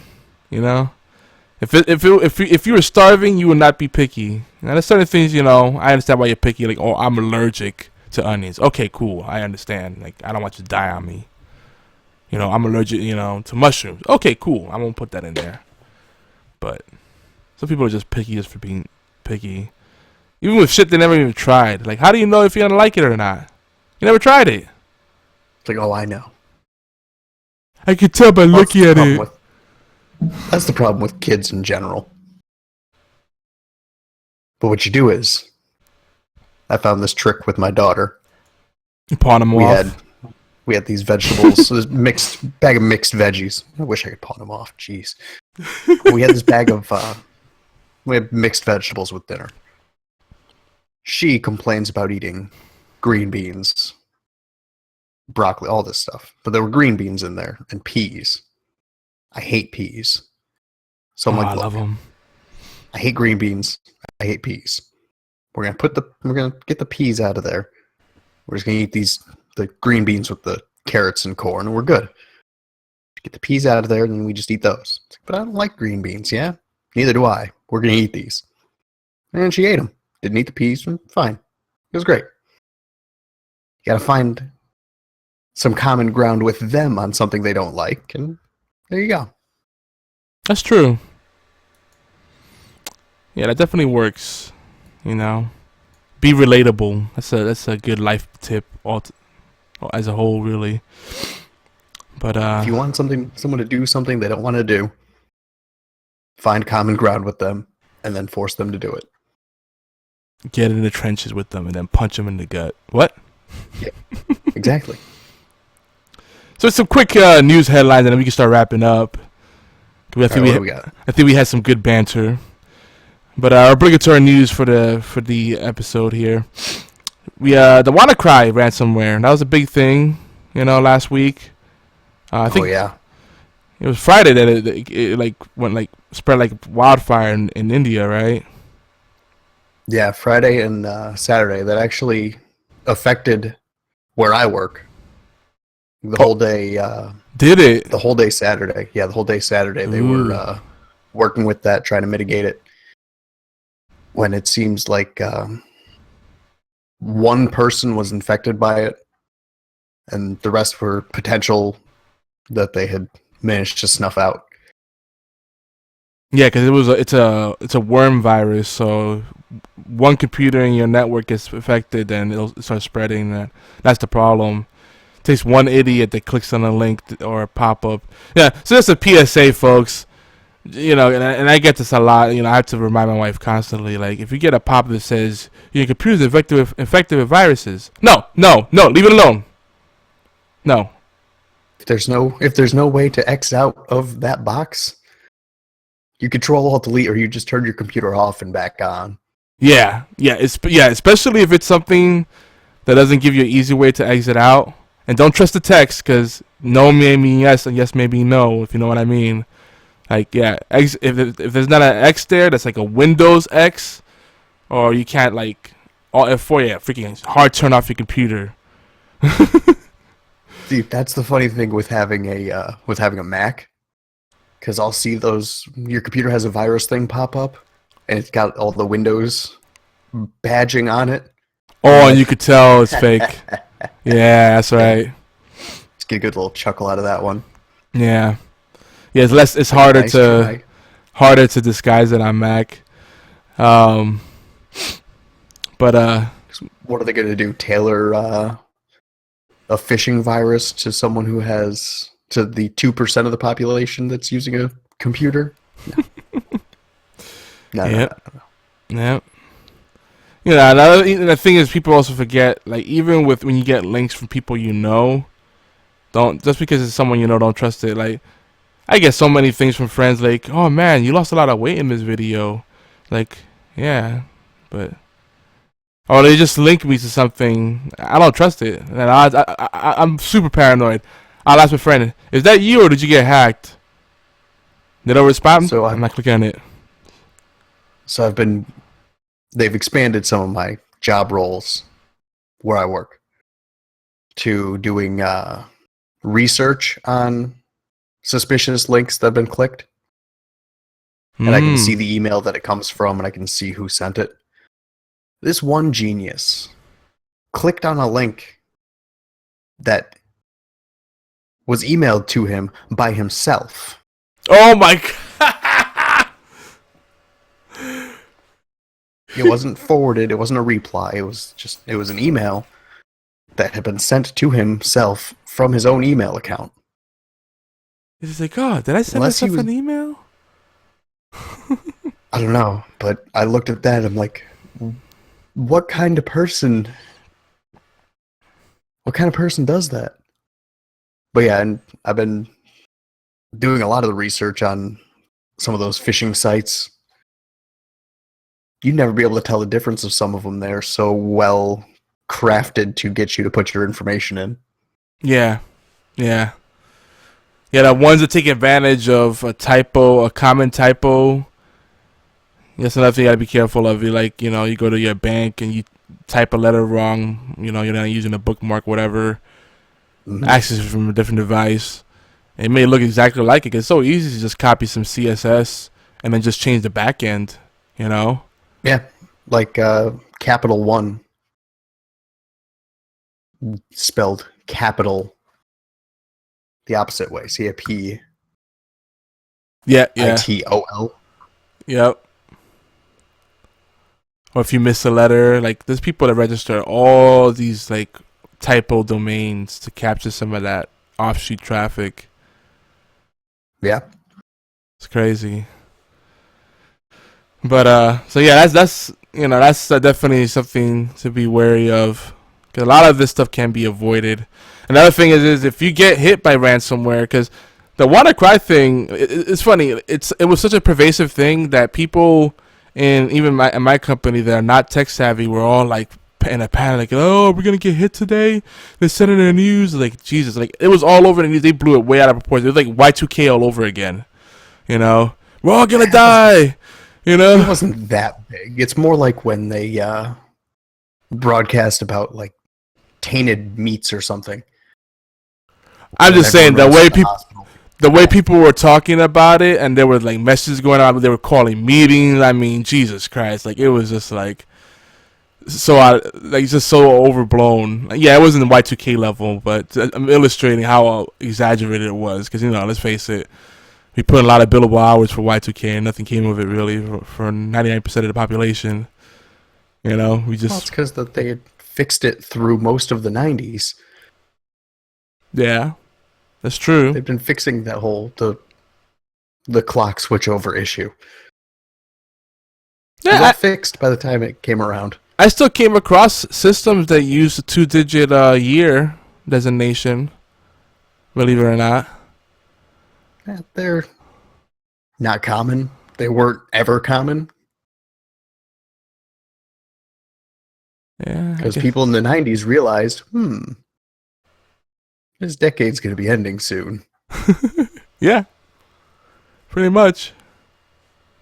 Maybe we just did that good of a job that's why Y2K wasn't an issue. All us IT folks, we were on top of it. Yeah, they all fixed it. We were just and awesome. That's why all the IT guys are out of jobs now. They did too good of a job in the 90s. They could have spent the next 17 years fixing the Y2K problem, but instead they fixed it beforehand. Oh, man, that's true. Not enough foresight back then. Sometimes you want that idiot that will click on the bad link just so you like have a project to keep you busy and make you look like a rock star. It's like, we isolated the issue to 3 computers and minimize collateral damage, but now we're going to do some security hardening. Yeah, but we're going to have to go into the weekend since it'd be overtime, right? Like, oh, okay. Okay, yeah. Because IT departments never make money. There's always a liability on the budget. Yep. We're just a cost center in their eyes. So sad. But, so yeah, the WannaCry thing was more bark than it was bite. The funny thing is, and I noticed this and a lot of analysts notice this, if they really wanted money out of it, like what the real purpose of ransomware is, wouldn't they just charge less to unlock your computer and make it the payment process easier? Because they first of all, they said, oh, the people that were infected, they got the product, said they had to pay, what was it, like $300 to $500 via Bitcoin. So that's already a barrier.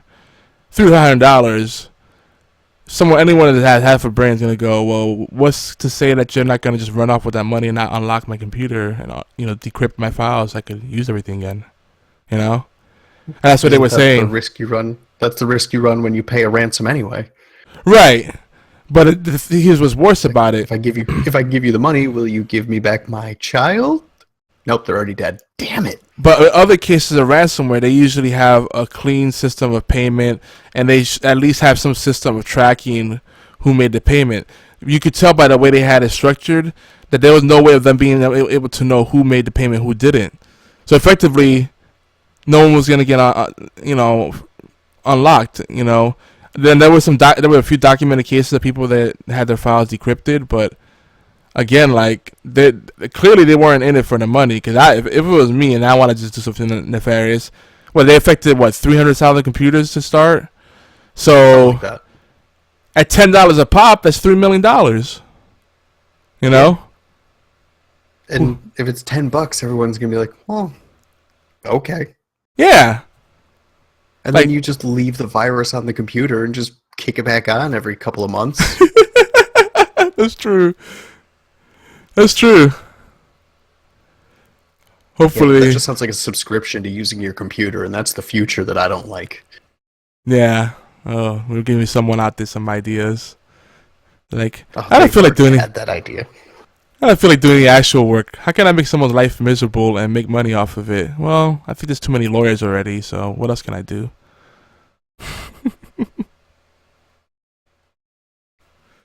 The thing is, the virus was probably run or written by like some kid.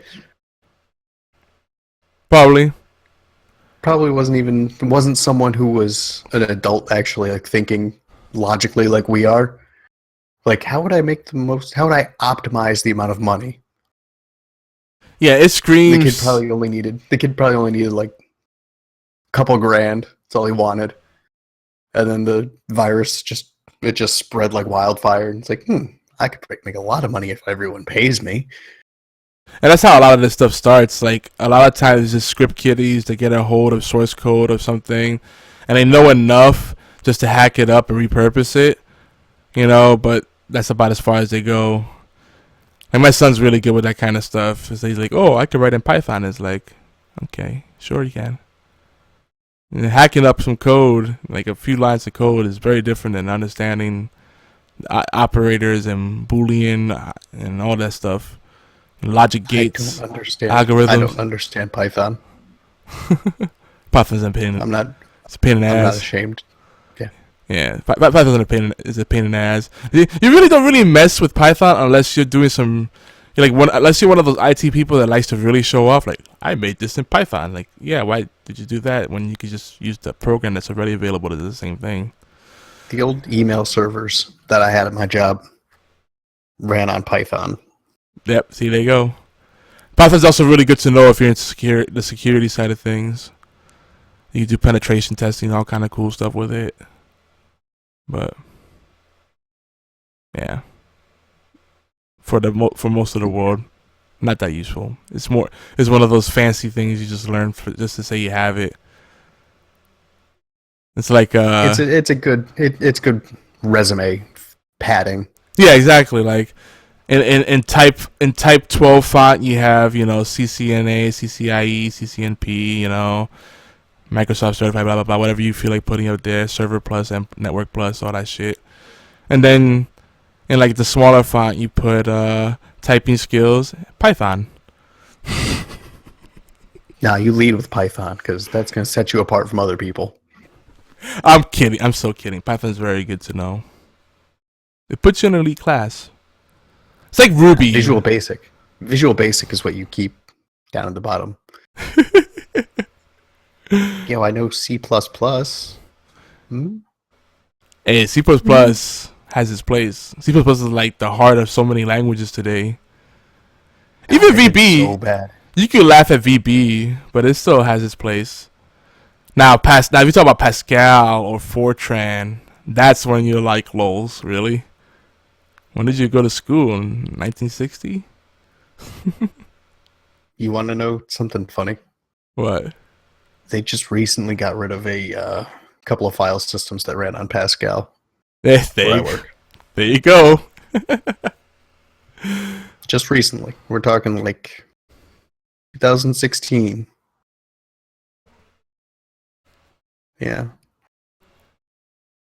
There you go. Pascal, good knowing you. I'm sure there's still stuff floating around in that language. I mean, the good thing about those like lesser used languages, you can make an argument about the security of it, because it's not as common. I mean, come on, our nuclear missile systems run on DOS. Yeah. So. Yeah, we're never gonna see a world where there won't be some kind of command line prompt or interpreter, because like there's always gonna be nerds somewhere that are or old IT people that are like, I miss DOS. No, I think the reason you can't get rid of it is because that's how computers work. Everything else is just like fancy flashiness on top of that. Right, it's the GUI, yeah. Yeah, well, command line, that's going. That's the brain of it. That's the thing, though. It used to be DOS was like straight up the backbone of like Windows, right? Like if you ran some sniffers and try to look at the process trees, whatever, you could see that everything was being invoked in DOS environment, and then it would produce a GUI element, right? But now DOS is more of like a thing on the side of it, working in parallel, not really on the backbone. It's changed a bit. Windows is more like a modular system now, kind of like what Linux does, with kernel system and all the different modules and all that good stuff. Less layered in a way.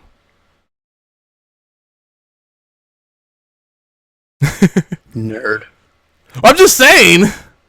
Then you have the HAL, the hardware abstraction layer, which sorry. I want to alienate as many people as we can tonight, Veered. See how much further we can dig. No, but see, I miss when DOS was the backbone, because when you didn't want to fuck with Windows, just go into command prompt and control everything through there. Messing with extended memory. Remember how many different types of memories there were? Extended memory, expanded memory, and all this stupid shit. I used to have to go in. They just recently migrated some of the storage servers off to the cloud, but I used to have to go in and extend memory manually, open up different table spaces for stuff to be written to tape. Oh god, just mount the drives. Have to call them, mount them, and if it failed, I would have to go physically open the machine and take the tape out and put a new one in. Yeah, man.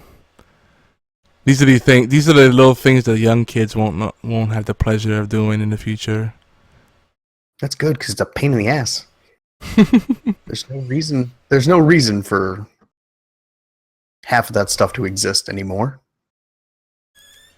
But see, in the future. There's gonna be an old company that's gonna have this old technology running around, and then no one's gonna know what to do. It's like, it says something about insert a diskette. What does that mean? Something about 3.5 inches. And then that company goes out of business. You think so?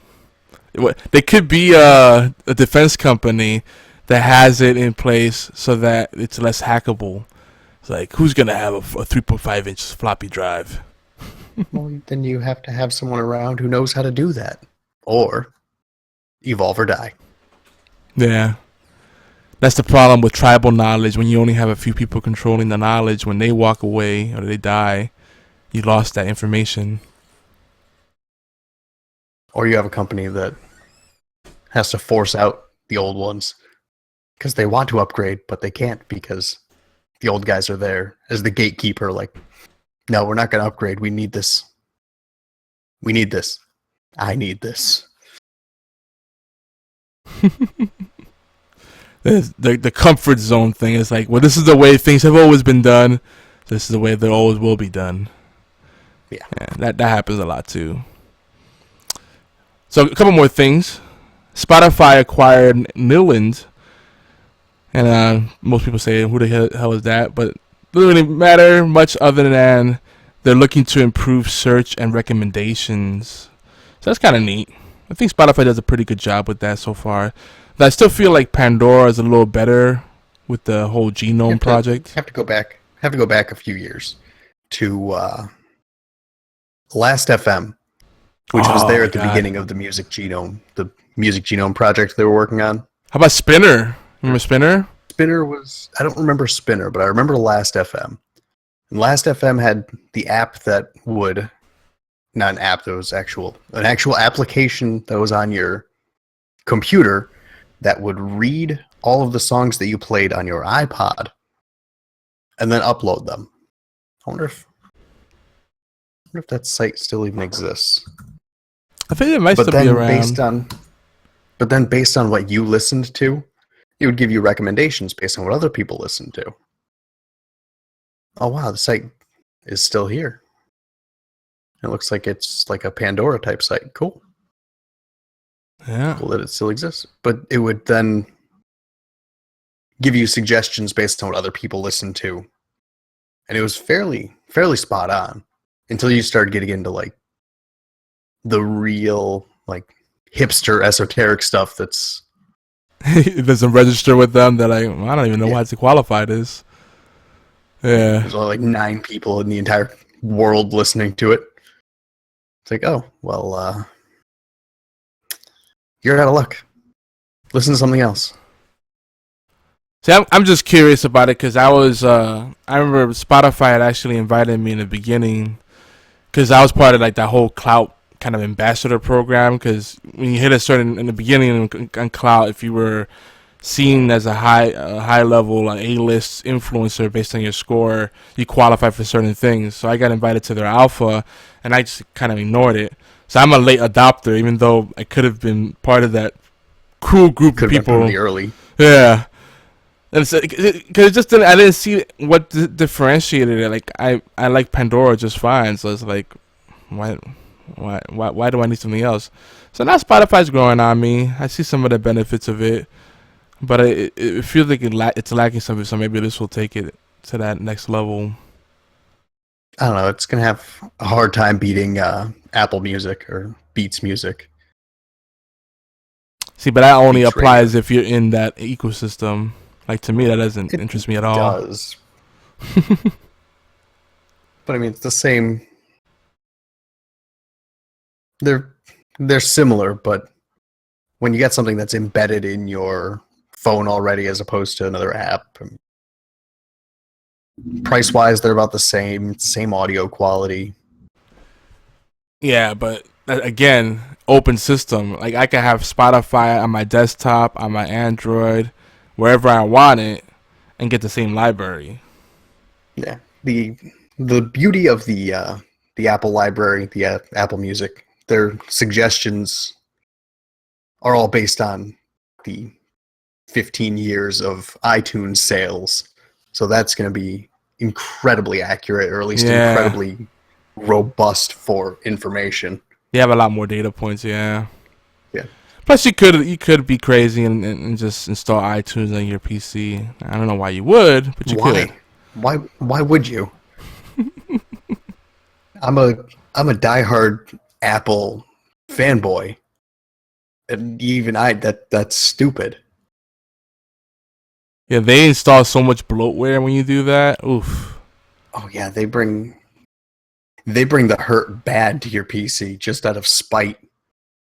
Yeah, and it's like, why the hell? All right, I want to install iTunes. All right, just so I could listen to my podcasts and occasionally sync my few Apple devices I have, right? Mm-hmm. But then it installs Bonjour. I don't need that because I'm not doing printing. I don't need your print service because I'm not printing to an Apple printer, so fuck you. And it installs all these other... Bonjour. It's going to install QuickTime. It's going to install... Yeah. Fucking... all this shit I don't need. The other one. The AirPlay or whatever. Airport. I don't know what it fucking is. All these iThis, Air that, suck this, suck that, you know. All the Apple branded stuff. It's crazy. I just want just a simple thing. Boom. I don't think it even gives you the option for custom installation either. It's like an all or nothing proposition. Yeah. Yeah, it's just straight up, you got to do this or you don't get iTunes. Crazy, man. Crazy. So, hey, we talked about Uber earlier.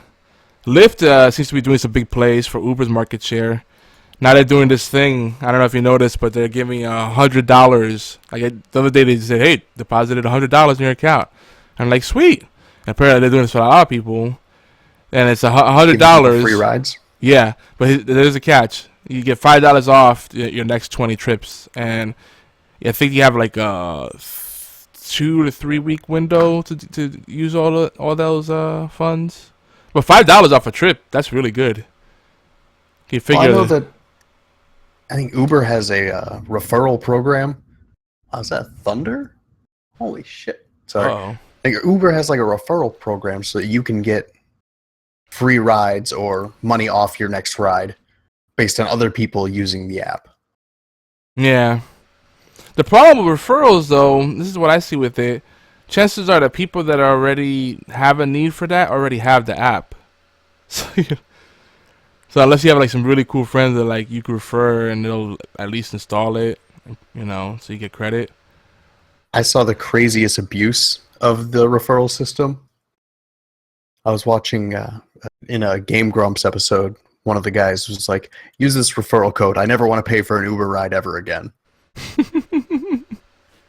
Nice. I mean, you're getting 1 million views a video. Let's just say 15% use that code. That's 100,000 people. Yeah, that's crazy. You're never paying for an Uber again. You're golden. I'm sure they have some kind of limits in place. If they don't, they do now. That'd be such a terrible oversight. Like, what happens if someone has a really big audience and they just publish their thing publicly? That's never gonna happen. It's like you're acting like people have social media or something. More likely, they paid him. Like a settlement. Oh no, it was an ad spot that they didn't fully disclose. Oh, so like a little like ninja marketing, like some guerrilla marketing there. Yeah. Like, hey, use Uber. Yeah, that's smart. Essentially what he said. That's essentially what it was. It wasn't. It's just. It's like, hey, you'll get it. I'll never have to pay for an Uber ride again. But what he's saying is use Uber. And you know what? The other thing that people don't talk about, even if you have your own vehicle, Uber and Lyft is still really good because you don't have to worry about driving home if you're drunk. You don't have to worry about having a designated driver. So there's actually a virtually limitless market there. If you think about it. Yeah. And you could easily, instead of owning a vehicle, just use Uber if you're not going too far. They should have like a companion app for Uber called Drinking Buddy. That like you let it know when you're gonna go out drinking, and it knows where you're at. So like they can have drivers in your area. It's like you see how many in your party, and then they could be nearby because so you don't end up like drunk walking off a cliff or something. Yeah. I know. I'm spitballing here. There's something there. We'll come back to that. You gotta figure the Uber drivers are smart. They're gonna stick around where they're gonna get people to drive around. So anywhere there's a bar, there'll be an Uber. There'll be an Uber or two near there. Yeah, airports is a big one. Oh yeah, airports are huge. Yeah, airports are starting to crack down. They have a designated area for the Uber, like the discriminating against them is pretty funny. Well, that's the same thing that they do with town cars in general. Yeah, the gypsy cabs. And on a completely unrelated note, and kind of a downer note, did you hear about Chris Cornell? Yeah, I saw that. I didn't realize that it was he had killed himself. I figured it was going to be when I first saw it, I'm like, drug overdose? Yeah. But no. I was surprised when I looked at the details. Suicide by hanging. What the fuck? You gotta wonder what was going on for that to that to happen. Shame. 52 years old, man. That's pretty young, if you ask me. And one of the more, I would say one of the more distinctive voices in the rock world. I wasn't a fan of the music, but he definitely had a voice that you knew off the rip who it was. Yeah. And it's a shame, especially when so many other guys didn't make it out of the 90s at all. Yeah, like Kurt Cobain. Kurt Cobain, Lane Staley. Yeah, a lot of people didn't survive that era. Yeah, I wouldn't say I'm a huge. Scott Weiland is still alive. That's the annoying part. Scott Weiland will never die. That's Stone Temple Pilots, right? Yeah. Didn't they say they like broke up once and for all now? I hope so. Yeah, actually, didn't they do that whole power band where like it was Scott Weiland, Chris Cornell? That was a Velvet Revolver. Velvet Revolver. Yeah. Like they took all these power. They had Slash in there. They had like, all these like big names from different bands and like formed this conglomerate. Could have had potential. Could have, but that many egos, that's not gonna work. Yeah, that's the problem. Like if you say, "Wow, that's a lot of talent in one place," that's gotta be awesome. But that's like too many egos. Yeah, that's exactly it. It's really kind of the problem with rock as a whole. Is like look at Journey. Like Steve Perry, hands down, made them. You ask the fans that like Journey wouldn't be the band they are today if it wasn't for Steve Perry. Even though it wasn't his band, but he put them on the map, really. Yeah. But like they still treat that guy like shit. I'm surprised they even let him accept the Rock and Roll Hall of Fame award. That was probably the only condition, on the condition of the Hall of Fame to let them even in. Yeah, like, you're not getting in here. You're not getting in here on your own merit. Either he's here with you, or you don't get in. Yeah, I bet. And if they did do that, good on them, because they wouldn't even let him sit with the rest of the band. Like he came from a whole different area in the audience. Like what? Yeah, that's just dirty. But you know what? Stand-up guy. He was all smiles, hugging everybody. You know, like you could tell he still cares about the fans and is passionate about the music. And the rest of them, like you sense the air of bullshit around them. It was like when Pink Floyd, they played all of them got together. Roger Waters and Gilmour and all of them actually got together and played a show. They did it once since the 80s, and you can tell they did not want to be on the same stage. Yeah. It just... like that awkward alliance. When that shit goes down, it's just the grudge just is. But I think Pink Floyd definitely ended it way more... what's the opposite of amicably? Contentious? I can't even think of a good opposite now. They definitely did not end on good terms. But belligerently? You want maybe belligerently is what you want? Contentiously. We'll go with that. But potentially, I like that too. Yeah, let's go with that. But they definitely... When Roger Waters tried to sue them because he's like, no, I'm Pink Floyd. That's where you're like, buddy. No. Yeah, that goes back to intellectual property too. That's a very touchy area. I mean, look at it. If anyone, Sid Barrett was Pink Floyd. If any of them, or Nick Mason. Yeah. Those keyboards make it. That's true. Yeah, the keyboards like huge part of like what distinguishes their music. I mean, just look at again. I go back to what we were talking about before, the fidget spinners. It's so tragic that woman's not getting a single red cent off of that. I mean, her story is a little different, but still, she'll get her money. She'll get something. You think even so? Even if she's just one of like the 1,500 other fidget spinner knockoffs, she'll get something out of it. Yeah, hopefully. Because like the report was saying that like she's having trouble with her car, she can't afford to buy a new one. I'm like, damn. Meanwhile, this is like a freaking huge market that they have with this shit. It's crazy. Hey, everyone's got a sob story. She'll figure out how to make her money. I love how you just swept it under the rug. I don't. It's like when you watch like the reality shows, like the Shark Tanks and all that shit, and everyone's got a fucking sob story. That's like, true. No, I want to see what you have. I don't want to hear about a sick kid or some other thing that is completely unrelated to the business.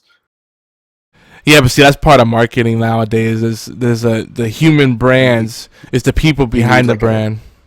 You need a human connection to it. And I just want to know if the product works. Yeah, I think people go too far sometimes with the sob story. It's like these automatically go to the waterworks. Like I don't mind those stories if I know they're authentic, but a lot of times you could tell they're just trying to find an angle to spin, you know? The second someone starts crying on one of those shows, I'm out. I'm like, nope, I'm done. Stop crying. I can just see you with the kids, just like, they break their arm, you're like, alright, walk it off, let's go. You'll be fine. Keep going. Don't give me a sob story. It hurts, Daddy, it hurts! It's fine. Let's just rub some Benadryl on it. You'll be good. Here's some Benadryl. Shut up. But that doesn't fix a broken arm, no, but it makes you fall asleep, which would make it easier on me. You could drink it and then rub it as a topical solution too. The dual action. Exactly. Well, I think we you know what? We ended up having a full-length show anyway. You have any closing thoughts? Yeah, look at that. I didn't even think we took that long. You have anything else to add before we wrap up? Drink more Dayquil?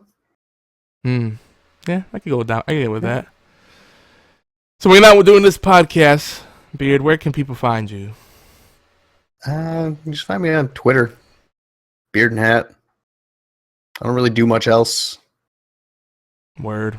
I might start streaming again eventually. I say that, but I don't know. So much Give work. it time. It's the easiest way.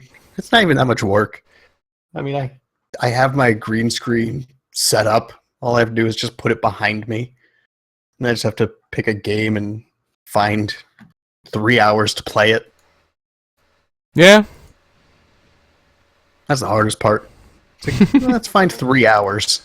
Dedicated time, like, 'cause the more you get interrupted. Let's get 3 solid hours without anything else happening. Yeah, that's... Nope, that's not my life. Yeah, just now, like, the kids come into the man cave because they thought they wanted to see if one of the cats was in here. Oh, you couldn't wait till I finished the show? Really? It's 1 o'clock at night. You should be in fucking bed. Get out of here. Yeah, but the cat's there. Like, the cat's not gonna go anywhere. The cat's not gonna, like, go into my computer and die inside the fan. You know? She'll be out. That hamster. Yeah. It's like, what you know, it can't wait, like, 5 more minutes, literally. Killing me. Well, at the time, it was probably more than that, but... people are funny. Kids, bless their hearts. And families for not understanding boundaries. We love you. Yes. Let us stream in peace. Yeah, and I'm YogiZilla everywhere. These days, mainly on Twitter, Tumblr, Instagram. Eventually, I'll be coming back to Xbox Live. I haven't been doing much gaming and Steam, but that is in the plans. And hopefully, we'll be talking more games soon. And with that, folks, I think that'll be the end of episode 179. Next time, I'm going to take an energy drink. That's it. I'm going to bring a big old energy drink right before the show. Next week will be 180. It will be. But this has been episode 179, May 18th, 2017. Now, May 19th. Guess the next day already. It's crazy. It's like we went in a time machine, man. I'm YogiZilla, that's Beard, and we'll see you next week. Peace. Good night, everybody.